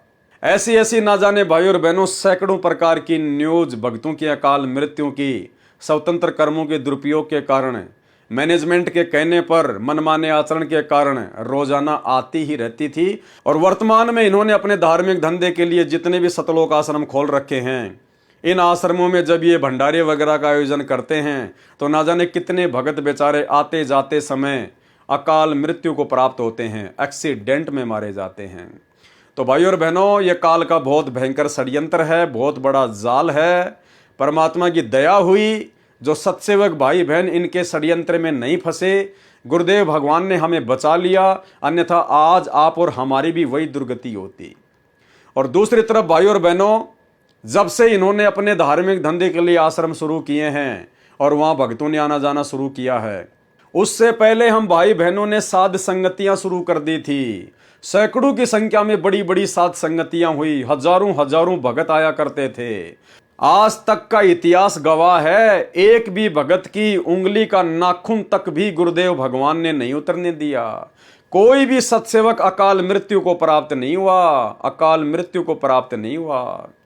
क्यों? क्योंकि हम जो स्वतंत्र कर्म कर रहे थे वो ज्ञान को आधार बनाकर और परमेश्वर के भक्ति विधि विधान अनुसार कर रहे थे, जिसका परिणाम भी अच्छा ही निकलना था। तो भाइयों और बहनों, ये हमने ध्यान रखना है। ये राजा दशरथ का प्रारब्ध कर्म नहीं था, उसकी जो मृत्यु हुई थी वो उसकी अकाल मृत्यु थी, स्वतंत्र कर्म का नतीजा था। श्रवण तथा उसके माता पिता के श्राप से राजा दशरथ की दुर्घटना के कारण अकाल मृत्यु हुई थी, जिस कारण से भूत पितर योनि को प्राप्त हुए श्री रामचंद्र जी के पिता, जिसको पूरा हिंदू समाज अपना भगवान मानता है, परमात्मा मानता है, श्री रामचंद्र जी को। अरे जब उस भगवान का पिता अकाल मृत्यु मरा और मरने के बाद में भूत प्रेत बना, और इसका प्रमाण तो आपकी रामायण भी देती है मेरे भाई। जब वनवास के दौरान सीता जी अपने पूर्वजों के श्राद्ध निकाला करती थी तो उनकी लिस्ट में सीता जी को, उन भूत और प्रेतों की लिस्ट में सीता जी को राजा दशरथ भी खड़े दिखाई दिए, उसका भी उसने श्राद्ध निकाला। तो जब भगवान श्री रामचंद्र जी का पिता ही भूत बना घूम रहा है, तो वर्तमान में ये जो श्राद्ध निकालते फिरते हैं हमारे आम भगत भाई बहन, इन नकली पंडितों के कहने से, नकली धर्म गुरुओं के भरमाने से, अरे तुम्हारे माता पिता का कहां से उद्धार हो जाएगा श्राद्ध निकालने से? तो भाइयों और बहनों, सोचो, विचार करो, सतगुरु रामपाल जी परमेश्वर जी के यूट्यूब पर सत्संग सुनना शुरू करो। जिस कारण से भूत पितर योनि को प्राप्त हुए, जब सीता जी ने वनवास काल में अपने पूर्वजों के श्राद्ध किए तो राजा दशरथ भी पितरों की पंक्ति में बैठे दिखाई दिए, भूत बना हुआ था। राजा दशरथ की मृत्यु क्रियावान यानी वर्तमान कर्म का फल था, स्वतंत्र कर्म का फल था। देख लो भाइयों और बहनों, स्वतंत्र कर्म क्या होते हैं और स्वतंत्र कर्मों का भोग कितना खतरनाक होता है, कितना जबरदस्त होता है। और सतलोक आश्रम मैनेजमेंट हरियाणा ने तो स्वतंत्र कर्मों की बाढ़ सी ला के रख दी है, बाढ़ सी लाकर। इनके साथ क्या बनेगा क्या नहीं बनेगा, वर्तमान में बनेगा या अगले जन्मों में बनेगा, क्योंकि पार होने वाले तो ये है नहीं इस मनुष्य योनि में। और जो जो इन्होंने स्वतंत्र कर्मों का दुरुपयोग किया और संगत से करवाया है, तो भाई उसी रेशियो में भोग भोगना पड़ेगा। क्योंकि सतलोक आश्रम मैनेजमेंट हरियाणा को स्वतंत्र कर्म करने और करवाने के लिए संगत ने प्रेरित किया है। अगर संगत इनका आर्थिक रूप से और शारीरिक रूप से सहयोग ना करती तो ये लोग किसी भी प्रकार से अपने कर्म नहीं फोड़ पाते। लेकिन संगत ने अंधी होकर इन कुपात्रों को गुरुदेव के ज्ञान को आधार ना बनाकर ज्योति और पाठ का जो पैसा दिया है, शारीरिक रूप से इन आश्रमों में जो सहयोग किया है, इन आश्रमों को बनाने के लिए जो जमीन दी है, जो पैसा दिया है, जो मजदूर बनकर ये लगे रहे, ये सारे के सारे इनके स्वतंत्र कर्म थे। इनका भोग सबको भोगना पड़ेगा। अरे गुरुदेव भगवान का गला बैठ गया ये कहते कहते कि गुरु बिन दान पुण्य जो कर ही मिथ्या होय कभू न फल ही। तुम्हारे गुरु जी तो जेल में बैठे हैं और दान लेने का अधिकारी केवल सुपात्र होता है, सुपात्र केवल सतगुरु है, सतगुरु जेल में बैठा है। तुम किसको दान दे रहे हो? इन आश्रमों में जाकर किसको दान दे रहे हो? किसको ज्योति पाठ दे रहे हो? किसको जमीन दान कर रहे हो? कुपात्रों को। गुरु बिन माला फेरते, गुरु बिन देते दान, गुरु बिन दोनों निष्फल है, चाहे पूछो वेद पुराण।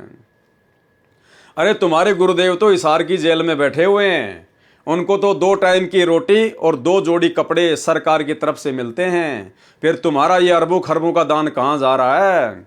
ये राजनीति में जा रहा है, आरक्षणबाजी में जा रहा है, गुंडों की सीबीआई जांच में जा रहा है, अपने ऐसो आराम में जा रहा है। हाल ही एक भगत भाई जो कि धनाना आश्रम में गया हुआ था, वो प्लम्बर का काम करता था, तो गुरुजी का जो छोटा लड़का है मनोज, वो अपने घर पर कुछ काम करवाने के लिए, कुछ नल वगैरह की फिटिंग करवाने के लिए उस भगत को अपने घर पे ले जाता है।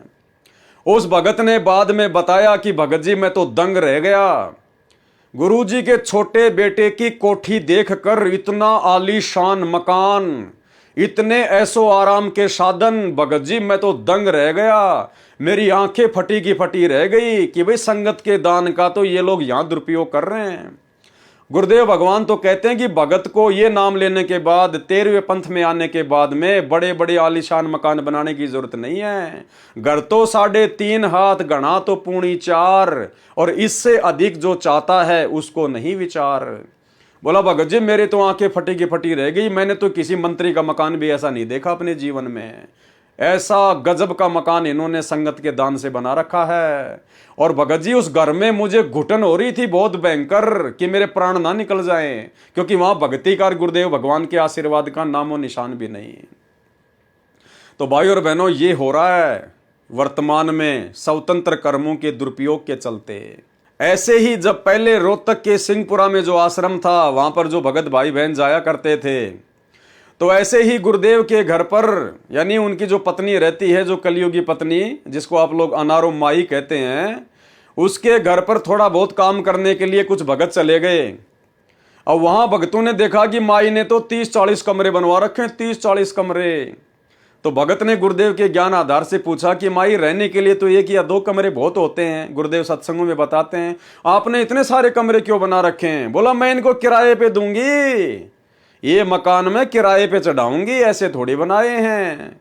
तो भाई और बहनों, ये पूरा का पूरा काल का षड्यंत्र आप लोगों को मोहरा बनाकर आपकी मर्यादा तोड़वाने के लिए और आप भाई बहनों की भक्ति को बर्बाद करवाने के लिए स्वतंत्र कर्मों के दुरुपयोग के तहत काल के द्वारा गुरुदेव के कलयुगी परिवार को निमित्त बनाकर करवाए जा रहे हैं।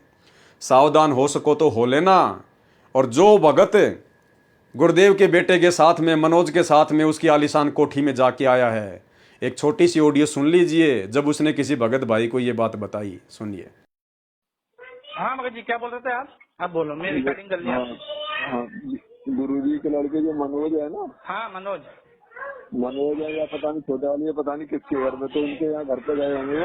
हाँ तो वो बता रहे थे कि वहाँ पे घर पे रुकने के वो चोटी लगाने गए, उनकी वहाँ उनको बोल दिया, वो प्लम्बर का काम कर रहे थे वहाँ धनाना में, तो धनाना से वहाँ बुलाया हुआ वहाँ लगाने के लिए, तो वहाँ चोटी लगा के आए, तो VIP चोटी थी, वहाँ गए लगाने के लिए। तो वो कह रहे थे कि बहुत बेहतरीन VIP कोठी बना रखी है आउटसाइड में, जो किसी को पता ना हो वहाँ पे। अच्छा में। हाँ। तो ये मतलब सारे भक्तों के पैसे से हो रहा है भगत जी, मतलब है नी? वो कर क्या रहे हैं, सारे भक्तों के पैसे चाहिए और चीजें क्यों हैं। हाँ समझे? तो वो वहाँ अंदर गए, बता रहे नौकर है, वहाँ रुकने का नाम नहीं ले रहा था, इतनी घुसमती हो रही थी। और बाप रे। हाँ तो वो तो ऐसा ही रहेगा भगत जी। देखो देखो ये क्या है, ये सारे भक्तों का पैसा है। नहीं, और वो भगत तुम्हारे उधर के ही थे, रतलाम के ही थे भगत, वो हमारे यहाँ इनकी रिश्तेदारी है उनकी, तो वो हाँ तो वो आते रहते जानते हैं। अब मैं करूँ अभी देर से बात। हाँ। अच्छा तो बता रहे कि वहाँ मतलब किसी को बताना मत इस बारे में। हाँ नहीं मेरे को नहीं बताओ, मेरे को क्या करना भगत जी। नहीं, वो हमसे कह रहे थे कि किसी को बताना मतलब उनके घर पे VIP ये सारा कुछ 25-25 लाख रुपए की गाड़ी लेने के आती कॉल और भी कॉल करवाने के लिए, सब क्या है, कहाँ का पैसा है, सारा मैनेजमेंट का क्या था, सब भक्तों का पैसा है। अब भगत जी आप समझो, देखो इस चीज को, देखो क्या हो रहा है ये बताओ अब मेरे को। बिल्कुल हम समझ रहे हैं सब बात। फिर इन कार कोठियान के सिर में मारेगा, सारी उम्र खो दी इन कोठी बनाने में, कार खरीदन में, और कल मृत्यु हो जा, गधा बना फिर कुत्ता बन के अंडे सैर से पट्टे करता। तो ये हमने ज्ञान नहीं था, हम देखा लाएंगे। राजा दशरथ की मृत्यु क्रियावान यानी वर्तमान कर्म का फल था। दूसरा उदाहरण क्या दिया गुरुदेव ने, राजा द्रुपद की पुत्री द्रौपदी, वैसे उसका नाम कृष्णा था। राजा द्रौपद की बेटी होने के कारण द्रौपदी नाम से प्रसिद्ध हुई। द्रौपदी कंवारी थी। उसके पिताजी ने एक नदी के किनारे स्त्रियों के स्नान के लिए जनाना घाट बनवा रखा था। गर्मी का मौसम था। द्रौपदी प्रतिदिन की तरह अपनी सैकड़ों सहेलियों के साथ उस दरिया के घाट पर स्नान करने गई तो देखा एक साधु दरिया के अंदर सीने तक गहरे जल में खड़ा था, हाथ इधर उधर चला रहा था। द्रौपदी ने कुछ देर संत की क्रिया को देखा तो लगा कि साधु स्नान नहीं कर रहा। किनारे पर देखा तो वस्त्र नहीं रखे थे, वह साधु अंधा था। घाट से लगभग 100 फुट दूरी पर दरिया में स्नान करने के मकसद से आया हुआ था। उसको ये नहीं ज्ञान था कि आसपास कोई जनाना घाट यानी लेडीज घाट है। जब लड़कियों की आवाज सुनाई दी तब उसको समझते देर नहीं लगी कि तू गलत स्थान पर आ गया है। राजा की स्त्रियों के स्नान का स्थान आसपास है। शर्म के मारे वह संत दरिया में गहरे पानी में चला गया। छाती तक गहरे पानी में जाकर खड़ा हो गया। उसके पास एक कोपीन 6 इंच चौड़ा 2 फुट लंबा कपड़ा जो पर्दे पर साधु बांधते हैं उसको कोपीन भी कहते हैं, दूसरी नहीं थी। अन्य कोई वस्त्र नहीं था। स्नान करके उसको कुछ देर घास पर डालकर सुखाकर पुनः बांध लेता था या गर्मी के मौसम में पहने ही सूख जाती थी। उस दिन वह कोपीन दरिया के पानी में बह गई। संत नग्न जल में खड़ा खड़ा आसपास हाथों को हिला रहा था कि कोई कपड़ा बहता हुआ आ जाए तो बाहर जाने योग्य बनूं। उस घाट के नीचे की ओर यानी जिधर पानी बहकर जा रहा था उस ओर पानी में संत स्नान कर रहा था। द्रौपदी बुद्धिमान तथा भगत आत्मा थी। पहले तो द्रौपदी ने विचार किया था कि स्नान करके संत से परमात्मा की चर्चा करूंगी।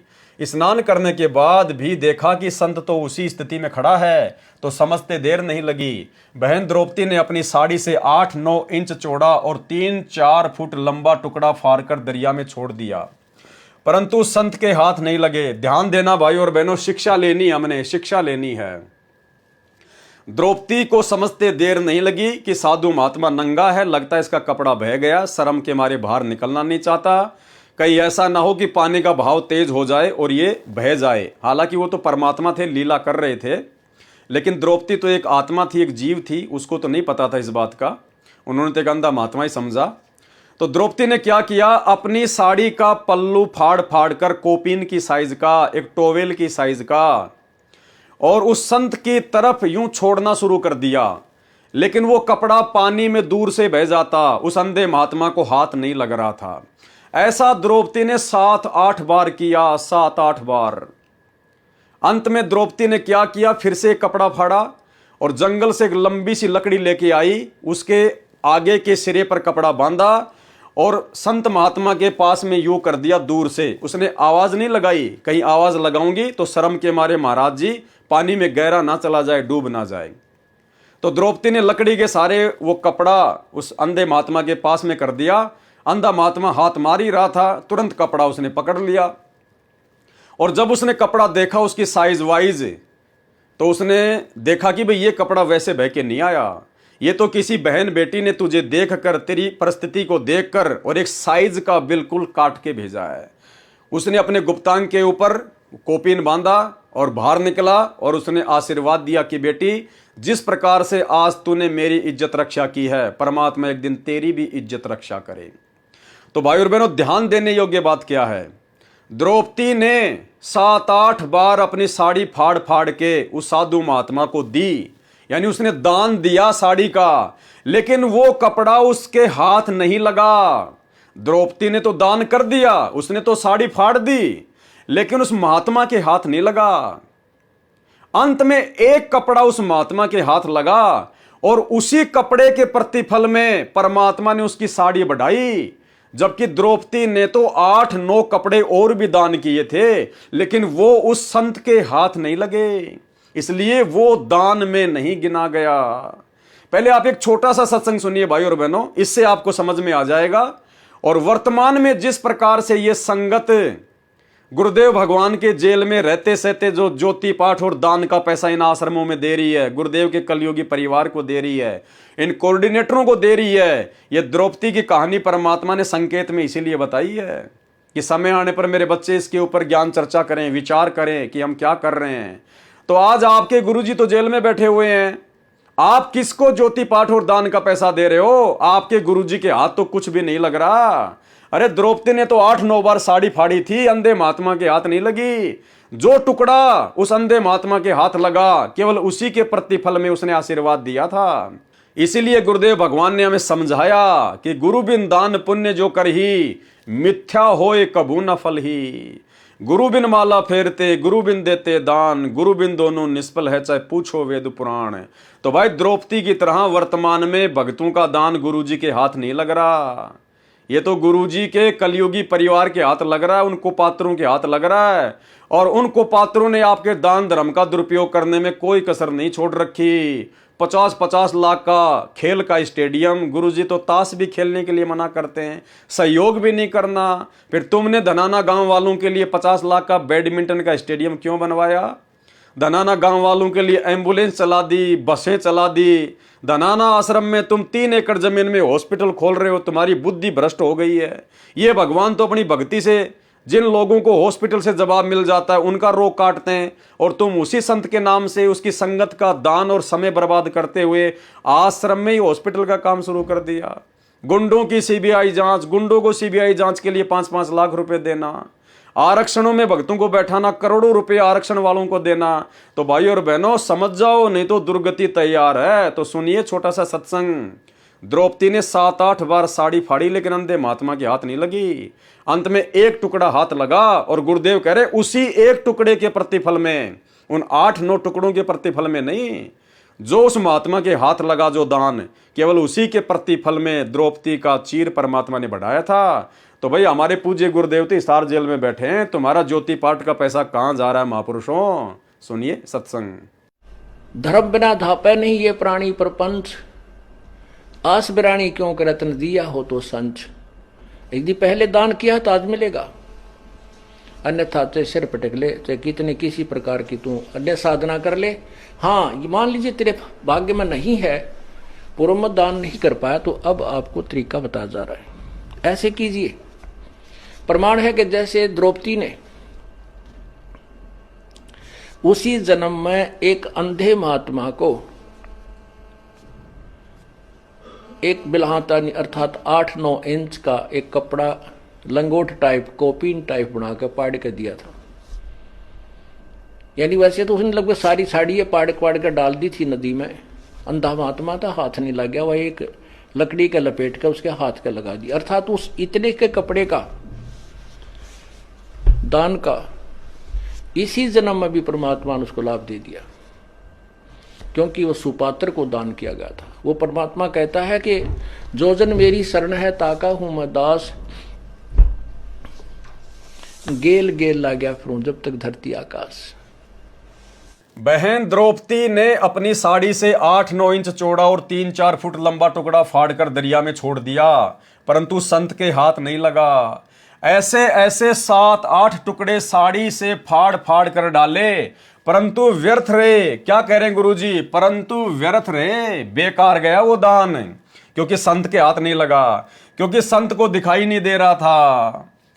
लड़की होने के नाते द्रौपदी बोलना नहीं चाहती थी कि कहीं मेरे बोलने से संत शर्म के मारे और गहरा दरिया में चला न जाए। आगे दरिया बहुत गहरी है, पानी का बहाव भी बहुत तेज है। बहन द्रौपदी ने एक टुकड़ा और फाड़ा, यानी साड़ी आधे से अधिक फाड़ दी और जंगल से एक लंबी लकड़ी उठाकर उसके सिरे से कपड़े का टुकड़ा लपेटकर संत के हाथों के पास कर दिया। संत के हाथों से कपड़ा लगा तो तुरंत पकड़ लिया। पहले तो सोचा कि किसी बहन बेटी का कोई कपड़ा बहकर आ गया होगा, परंतु कोपीन आकार का कपड़ा हाथों से पहचान कर समझ गया कि किसी बेटी ने अपनी साड़ी फाड़कर कोपीन बनाई है। संत ने कहा, हे बेटी, तेरा भला करे करतार, तूने मेरे पर्दे की ओट करके मेरी लाज रखी है। तेरे को परमात्मा अनंत वस्त्र दे तथा तेरे पर्दे गुप्तांग की लाज रखे। क्योंकि सतगुरु रामपाल जी भगवान को पता था, इस कबीर परमात्मा को पता था कि आगे चलकर मेरी इस प्यारी आत्मा के साथ में बदतमीजी की जाएगी काल प्रेरणा से, इसको निर्वस्त्र भरी सभा में किया जाएगा। तो परमेश्वर अपनी ऐसी आत्माओं के पिछली भक्ति के कारण परमात्मा कोई न कोई बहाना बनाकर सतगुरु रामपाल जी भगवान, ये कबीर भगवान, अपनी आत्माओं के प्रारब्ध में अच्छे कर्म लिखवा देता है, कर देता है। तो ये बहन द्रौपदी का स्वतंत्र कर्म था, उस अंधे महात्मा को दान करना अपनी साड़ी का, ये बहन द्रौपदी का स्वतंत्र कर्म था। लेकिन उसका दान सुपात्र के हाथ में लग गया। अगर किसी कुपात्र के हाथ में लग जाता तो बहन द्रौपदी की इज्जत रक्षा नहीं होती। वो कुपात्र क्या करता, फिर बाहर निकलकर अपना सुल्फा भरता और वो ही पीता या आन उपासना कर रहा होता। तो बहन द्रौपदी को कुपात्र को साड़ी दान करने के कारण किसी प्रकार का कोई लाभ नहीं होता, लेकिन उसने सुपात्र को दान किया। तो भाई भक्तों, सुपात्र तो वर्तमान में हिसार जेल में बैठा है, बाकी तो सब कुपात्र ही कुपात्र हैं। और कुपात्रों को जाकर आश्रमों में जो तुम दान पुण्य कर रहे हो, ज्योति पाठ का पैसा दे रहे हो, आश्रमों के लिए जमीन दे रहे हो, ये तुम्हारे स्वतंत्र कर्म का दुरुपयोग करवा रहा है काल, दुरुपयोग। साधु बोले सहज सुभाए, साधु का बोला मिथ्या न जाए। यानी जो पूर्ण संत होता है, जो पूर्ण सतगुरु होता है, वो अगर नॉर्मल भी कोई बात बोल दे, आपस में बैठा बैठा या हंसी मजाक में या जैसे भी है, अगर कोई भी बात बोल देता है तो परमात्मा कहते हैं साधु का वचन कभी झूठा नहीं जाता है। साधु बोले सहज स्वभाव, साधु का बोला मिथ्या ना जाए। संत वचन पलटे नहीं, चाहे पलट जाए ब्रह्मांड। जो सच्चा संत होता है, सच्चा सतगुरु होता है, उसका वचन कभी खाली नहीं जाता। विचार करने की बात है, राजा की लड़की के साथ तो 2-4 नौकरानी भी होती हैं। द्रौपदी उनको भी कह सकती थी कि तुम अपनी साड़ी से कपड़ा फाड़कर डाल दो, परंतु उसको अध्यात्म ज्ञान था तथा पूर्व जन्म का शुभ संस्कार था, जिस कारण से उसने विचार किया कि मैं रोटी खाऊंगी तो मेरा पेट भरेगा, बांदी खाएगी तो बांदी का पेट भरेगा, यानी मैं दान करूंगी तो मुझे लाभ होगा, बांदी दान करेगी तो उसको लाभ होगा। द्रौपदी ने इसलिए यह अवसर हाथ से नहीं जाने दिया। संत कोपीन बांधकर चला गया, लड़कियां पहले चली गई थी। द्रौपदी का विवाह अर्जुन के साथ हुआ। माता की आज्ञा अनुसार वह 5 पांडवों की पत्नी बनी। जिस समय राजा युधिष्ठिर जुए के खेल में दुर्योधन से सर्व राज तथा द्रौपदी को भी हार गए, तब भरी सभा में दुर्योधन ने द्रौपदी को नंगी करने की योजना बनाई। दुर्योधन ने अपने भाई दुशासन से कहा कि द्रौपदी को नंगा करके मेरी जांग पर बैठा। सभा में 5 पांडव, 101 कौरव तथा गुरु द्रोणाचार्य, दानवीर कर्ण, भीष्म पितामह, चाचा विदुर तथा अन्य सेनापति उपस्थित थे। दुर्योधन का आदेश पाकर दुशासन द्रौपदी की साड़ी का पल्ला पकड़कर साड़ी उतारने लगा। द्रौपदी ने पहले तो अपने 5 पतियों की ओर देखा, वे जुए में हार चुके थे, मर्यादा में बंधे थे। नीचे गर्दन कर ली, देखा तक नहीं, अन्य उपस्थित महानुभावों की ओर देखा और रक्षा की प्रार्थना की, परंतु वे दुर्योधन का मलिन अन्न खाकर मलिन आत्मा हो चुके थे। उस सभा में एक संत विदुर जी विराजमान था, जो इंसान बीज था। विदुर जी खड़ा हुआ और दुर्योधन से कहने लगा कि हे दुर्योधन, आप किसकी बेइज्जती कर रहे हो? आपका एक कुल, एक परिवार है, जनता कहेगी कि अपनी इज्जत आप ही खराब कर दी। कुछ विचार से काम लो, अहंकार में अंधा न हो। यह बात सुनकर दुर्योधन अपने चाचा विदुर को बुरा भला कहने लगा कि तू गुलाम सोच का व्यक्ति है, तू तो बांदी नौकरानी का पुत्र है, तू तो पांडवों का सदा ही पक्ष लेता आ रहा है। ये सुनकर भीष्म पितामह गुरु द्रोणाचार्य तथा कर्ण मुस्कुराए। अब देखना भाइयों और बहनों इनके साथ में क्या बनेगी। भीष्म पितामह, गंगा पुत्र गुरु द्रोणाचार्य और ये सूर्य पुत्र कर्ण। दुर्योधन ने उठकर अपने चाचा के मुख पर थप्पड़ मारा, विदुर सभा छोड़कर चला गया। भाई एक सच्चे न्यायकारी व्यक्ति का, एक सच्चे भगत का यही होता है, या तो सभा में बैठो मत, अगर सभा में बैठो तो सच को सच कहो, चाहे कीमत कोई भी क्यों ना चुकानी पड़े। और यदि आपकी बात को कोई नहीं मानता है तो सभा को त्याग कर चल देना चाहिए, अन्यथा दोषी बन जाओगे। भीष्म पितामह, द्रोणाचार्य या कर्ण में से कोई एक भी खड़ा होकर यह कह देता कि दुर्योधन तुम भाई भाई कुछ भी करो, परंतु सभा में अबला के साथ दुर्व्यवहार ठीक नहीं, यह क्षत्रिय धर्म के विरुद्ध है, तो कौरवों की क्या मजाल थी कि वे द्रौपदी के चीर को हाथ लगा दें। उन्होंने कुछ भी प्रतिक्रिया नहीं की, सभा में बैठे रहे। पाठक जन विचार करें भाई और बहनों, भीष्म पितामह, द्रोणाचार्य और कर्ण इतने जबरदस्त योद्धा थे, सूरवीर थे। गुरुदेव भगवान कहते हैं उनमें से अगर एक भी खड़ा होके कह देता कि नालायको तुम ये क्या कर रहे हो, अरे एक ही परिवार के भाई बंधु और अपनी इज्जत को उछाल रहे हो तुम, अगर एक भी खड़ा होके हिम्मत कर लेता, दुर्योधन की औकात नहीं थी। ठीक इसी प्रकार भाई और बहनों, साध संगतियां जो गुरु महिमा के अंतर्गत होती हैं, हम किसी का कोई बुरा नहीं कर रहे थे, हम कोई भक्ति मर्यादा विरुद्ध कार्य नहीं करते, अपने गुरु को भोग लगाते हैं, गुरु की महिमा करते हैं, ज्ञान आधार से चर्चा करते हैं, भाई बहनों को समझाने के लिए संगत में काल प्रेरणा से जो गलतियां काल करवाता है उनकी जानकारी देते हैं। और हमारे तो वीडियो सार्वजनिक होते हैं, हर साथ संगति का वीडियो या तो हम लाइव चलाते थे या फिर उसके बाद में फेसबुक और यूट्यूब पर वीडियो बना बना के डाले जाते हैं। कोई माई का लाल एक भी पॉइंट उनमें गलत साबित नहीं कर सकता, जितनी हमारी बुद्धि ने काम किया, बाकी हम भी जीव हैं। इसके बावजूद सतलोक आश्रम मैनेजमेंट हरियाणा के द्वारा, गुरुदेव के परिवार के द्वारा हम लोगों को मारा गया, पीटा गया, बदतमीजियां की गई, झूठे मुकदमे लगाए, जेल में डलवाए। और ये जितने भी स्टेट कोऑर्डिनेटर थे, जितने भी बड़े बड़े जो ये महापुरुष हैं, बड़े बड़े सेवादार हैं, ये सब भीष्म पितामह, कर्ण और द्रोणाचार्य की तरह नाटक देख रहे हैं, खुश हो रहे हैं कि हो गई पिटाई, हो गई जेल, उसको हो गई साथ संगति बंद, हमने साथ संगति कैंसिल करवा दी। भीष्म पितामह, कर्ण और द्रोणाचार्य की तरह ये बड़े बड़े स्टेट कोऑर्डिनेटर, बड़े बड़े सेवादार सतगुरु रामपाल जी परमेश्वर जी के काल प्रेरित कलयुगी परिवार का मलिन अन्न खाकर इनकी आत्मा मलिन हो चुकी है। भाई और बहनों, अगर इनमें से अगर 2-4 कोऑर्डिनेटर भी अगर हिम्मत कर लेते ना, स्टेट कोऑर्डिनेटर 2-4 भी अगर ज्ञान को आधार बनाकर, अगर जरा भी कॉमन सेंस को यूज करके कि भाई चलो ठीक है कुछ भी है, लेकिन वो कर तो गुरु महिमा रहे हैं, अरे वही गुरु जी का ज्ञान बता रहे हैं, गुरु जी के सत्संगों पे चर्चा कर रहे हैं, गुरु जी को भोग लगा रहे हैं, फिर उन्हें क्यों परेशान किया जाता है। आज समाज के अंदर बालाजी के, हनुमान जी के, माता जी के, शंकर जी के लाखों मंदिर हैं। कोई तो अपना कोई मंदिर पूजता है, कोई अपनी साधना कैसे करता है। क्या कोई दूसरा व्यक्ति ये आके कहता है कि भैया मैं तो दक्षिण मुखी हनुमान जी को पूजता हूं और तू ये उत्तर मुखी हनुमान जी को क्यों पूज रहा है? क्या वो लड़ाई झगड़ा करते हैं? क्या वो मारपीट करते हैं? एक ही हनुमान जी की पूजा कई प्रकार से होती है, लेकिन कोई किसी को आपत्ति नहीं है, कोई किसी को दिक्कत नहीं है, जो जैसा करेगा अपना पाएगा। लेकिन इन लोगों को आपत्ति क्यों हुई? क्योंकि इनका धार्मिक धंधा धीरे धीरे बंद होने की कगार पे आ गया, क्योंकि इन्होंने संत रामपाल जी के भक्ति मार्ग को धार्मिक धंधा बना लिया। उनके बेटा बेटी, भाई बंधु, रिश्तेदारों ने, इन कोऑर्डिनेटरों ने।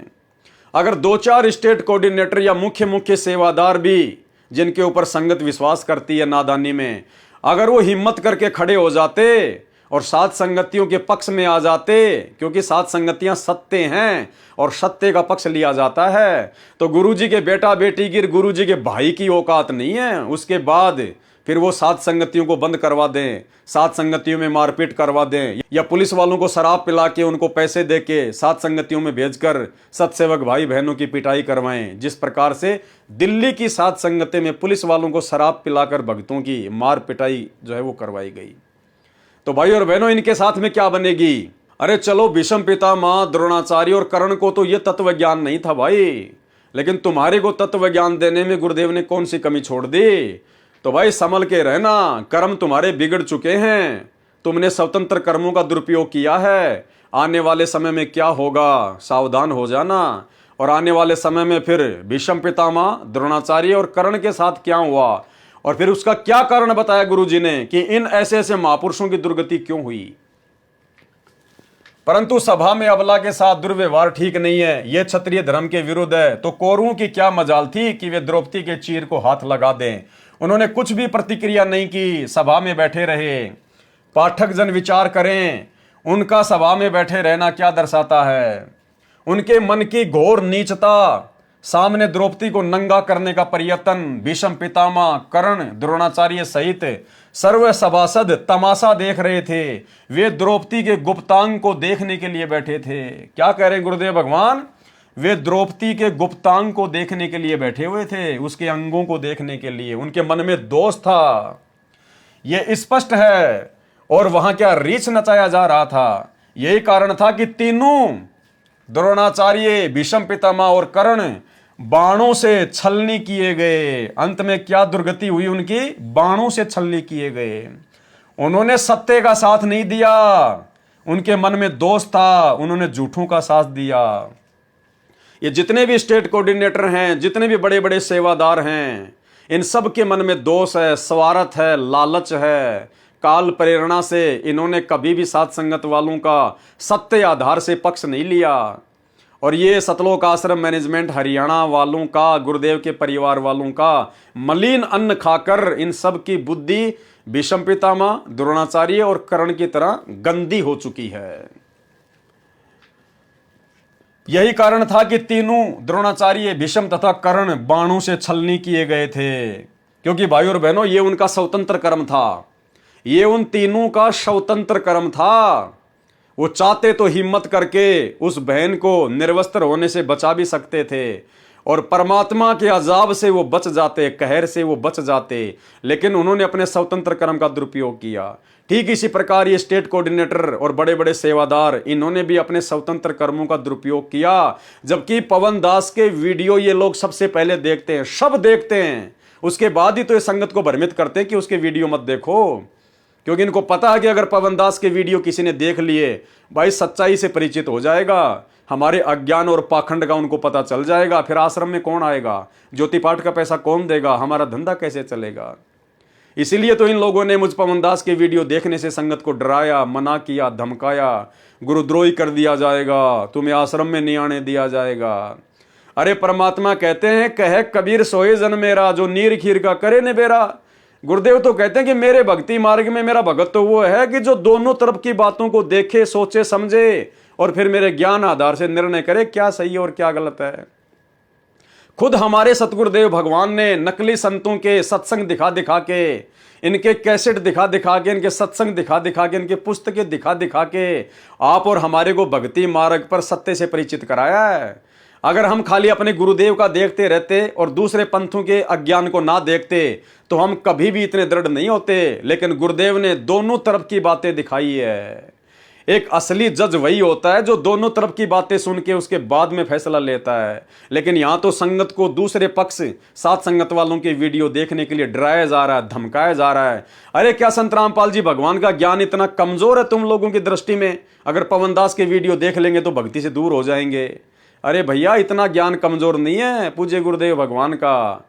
ये तो तत्व ज्ञान है। और ज्ञान सब ज्ञान अड़ी, कबीर ज्ञान सो ज्ञान, जैसे घोड़ा तोप का करता चले मैदान। लेकिन तुमको चिंता तुम्हारे धार्मिक धंधे की कि पवन दास के यदि सत्य वीडियो किसी ने देख लिए तो भगत तो फिर इन आश्रमों की तरफ मुंह करके भी नहीं सोएगा। लेकिन भाई कब तक निभेगी, कब तक निभेगी? ज्यादा दिन नहीं है। यही कारण था कि तीनों, द्रोणाचार्य, भीष्म तथा कर्ण, बाणों से छलनी किए गए थे। ये उनको उसी जन्म के कर्म का पाप फल था। ये उन तीनों को उसी जन्म के स्वतंत्र कर्म का परिणाम भोगना पड़ा।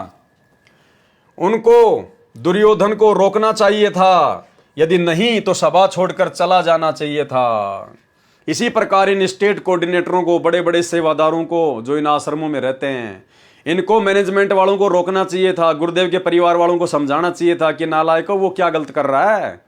अरे वो बेचारा तुम्हारे तो बाप के गुण गा रहा है, तुम्हारे तो गुरु का गुण गा रहा है, और वो कर क्या रहा है, कौन सा वो आसाराम की बातें बता रहा है। और फिर भी यदि वो नहीं मानते तो ठोकर मार देनी चाहिए थी ऐसे स्टेट कोऑर्डिनेटर के जो है पद को, ऐसे स्टेट कोऑर्डिनेटर के पद को ठोकर मार देनी चाहिए थी कि थूकता हूं तेरे स्टेट कोऑर्डिनेटर के पद पे, पकड़। भक्ति करने के लिए आए हैं, गुलामी और चापलूसी के लिए नहीं आए। गुरुजी पार करेंगे, तुम पार नहीं करोगे। हम तो सत्य के साथी हैं, और सत्य चाहे तुम्हारे साथ में हो चाहे साथ संगति में हो, हम तो भाई सत्य के साथी हैं, क्योंकि हमारा पिता सत्संगी है। जब हमारा बाप सत्य का साथी है तो हम तुम जैसे झूठों का साथ क्यों दें। लेकिन इन्होंने तो उल्टा उनके कुकर्मों में बढ़ चढ़ के सहयोग किया, बढ़ चढ़ के सहयोग किया, और वर्तमान में भी कर रहे हैं, और बेचारी भोली भाली संगत के तेजी से कर्म फुड़वा रहे हैं। यदि नहीं तो सभा छोड़कर चला जाना चाहिए था, तब वे पाप के भागी नहीं बनते। और आगे क्या बताया गुरुदेव ने, जो अधिकारी है और अपने कर्तव्य से गिरता है वह महापाप का भागी होता है। ये जितने भी स्टेट कोऑर्डिनेटर हैं ये सब एक प्रकार से अधिकारी हैं, पूरे स्टेट की संगत इनके पीछे लगी हुई है।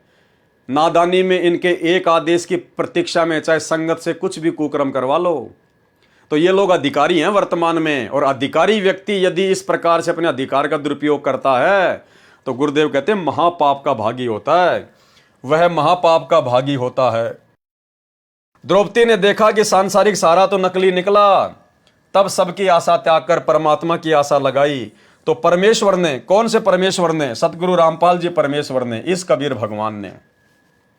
तो परमेश्वर ने उस अंधे महात्मा को दिए चीर के लीर टुकड़े के प्रतिफल में, और साधु के आशीर्वाद के प्रताप से द्रौपदी का चीर अनंत कर दिया। दुशासन में 100 हाथियों जितनी शक्ति थी, द्रौपदी तो उसके सामने कमल की फूल थी। दुशासन का पसीना छूट गया, साड़ी को खींचते खींचते थक गया, साड़ी का ढेर लग गया, परंतु अंत नहीं आया। तब द्रौपदी को श्री कृष्ण जी ने बाद में बताया कि यह तो तेरा चीर बड़ा है ना, ये उस अंधे महात्मा को दिए कपड़े का फल है जो तूने विवाह से पहले दरिया में स्नान करते समय दिया था। एक चीर के कारण मेरा बढ़ गया चीर अपार। चीर यानी वो कपड़े का टुकड़ा। द्रौपदी ने फिर क्या कहा कि एक चीर के कारण मेरे बढ़ गए चीर अपार, जो मैं पहले जानती तो देती सब कुछ वार। अगर मुझे पहले पता होता कि ये अंधा महात्मा इतनी बड़ी शक्ति है और इसको दिया गया दान आगे चलकर इतना बड़ा लाभ देगा, तो द्रौपदी कहती है साड़ी क्या, मैं तो अपना सब कुछ वार देती, धन दौलत वगैरह सब कुछ। तो भाई और बहनों, द्रौपदी को तो बहुत लेट जाकर इस बात का पता चला, बाद में उसके हाथ से मौका छूट गया। लेकिन आप और हमारे सामने तो वर्तमान में वही महात्मा जिसने अंधे महात्मा का रोल किया, वही कबीर परमात्मा सतगुरु रामपाल जी वर्तमान में हमारे समक्ष प्रकट हैं। द्रौपदी के हाथ में तो बाद में मौका नहीं रहा, लेकिन आज आप और हमारे पास में तो मौका है। लेकिन ये मौके का फायदा हमने बहुत सोच समझ के उठाना है। वर्तमान में काल इसका दुरुपयोग करवा रहा है। गुरु भगवान बैठा जेल में और काल बाहर इनको पात्रों को ज्योति पाठ और दान का पैसा जो है दिलवा रहा है, और ये भक्तों के कर्म फोड़ रहे हैं सारे उल्टे काम करके। आप लोगों से कुछ भी नहीं छुपा हुआ है। तो अपने गुरुदेव भगवान को साक्षात जो दान दिया जाता है, या गुरुदेव के मुख कमल से सुनकर आमने सामने जो दान दिया जाता है, वो होता है सुपात्र को दिया हुआ दान। वो दान फिर इतना काम करता है कि एक लीर के कारण मेरे हो गए चीर अपार, और जो मुझे पहले पता होता मैं देती सब कुछ वार।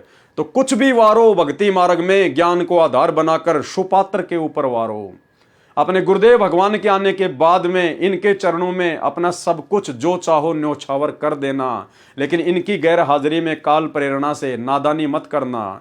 कुपात्रों को, इनके परिवार को ज्योति पाठ और दान का पैसा मत देना। उनके कुक्रम भी आप लोगों के सामने हैं, सामने।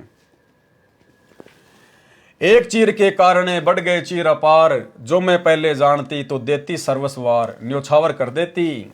ये कर्म फल द्रौपदी को उसी जन्म के कर्म का फल मिला। ये द्रौपदी का स्वतंत्र कर्म था जो उसने उसी जन्म में किया, और उसका शुभ परिणाम भी उसको उसी जन्म में मिल गया। परमात्मा ने उसको निर्वस्त्र होने से बचाया। यह एक आध विशेष आत्मा के साथ ही होता है। कर्म फल को समझने के लिए उपरोक्त उल्लेख पर्याप्त है। गुरुदेव कह रहे बहुत कुछ समझा दिया, समझदार को संकेत काफी होता है। आप और हम कोई आम व्यक्ति नहीं है, आम प्राणी नहीं है। गुरुदेव ने हमें 30 साल से भक्ति मार्ग में, तत्व ज्ञान में रंग दिया। अब हमने संकेतों को समझ लेना चाहिए। अब परमेश्वर को हम इतना दुखी ना करें। अब हमें परमेश्वर के संकेत समझ में आ जाने चाहिए। शब्द सैन सतगुरु की पहचान है, वो पावे अटल सुहाग रे। प्रश्न, क्या प्रारब्ध कर्म जो भाग्य में लिखा है बदला जा सकता है? यानी काल ने जो हमारे भाग्य में लिख दिया, जो 75% पाप और पुण्य का रेशियो निकाल के जो जीव को भोगना ही होता है, तो सवाल करता कह रहा है कि क्या वो प्रारब्ध कर्म जो भाग्य में लिखा है उसको बदला जा सकता है?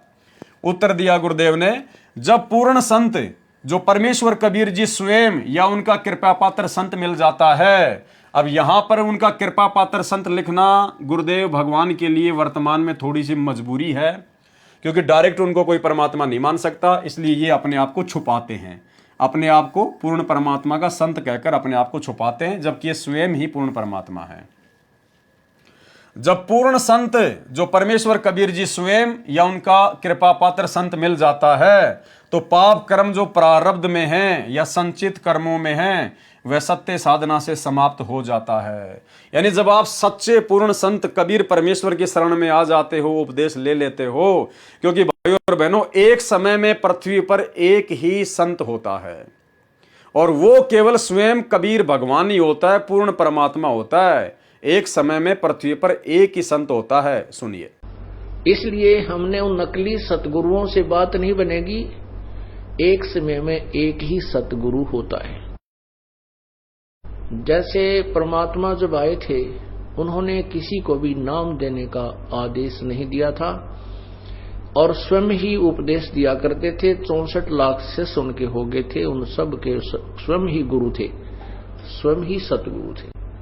और एक समय में एक ही संत होता पूरी पृथ्वी पे, उस परमेश्वर का। वैसे तो ये अन्य उपासना बताने वालों की तो गिनती ही नहीं है। और वो परम संत आज वर्तमान में सतगुरु रामपाल जी परमेश्वर हैं, ये पूर्ण कबीर साहिब है।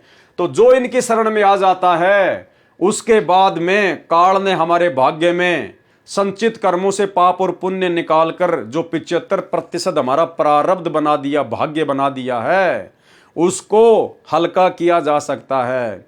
उन प्रारब्ध कर्मों को काटा जा सकता है, उनको चेंज किया जा सकता है।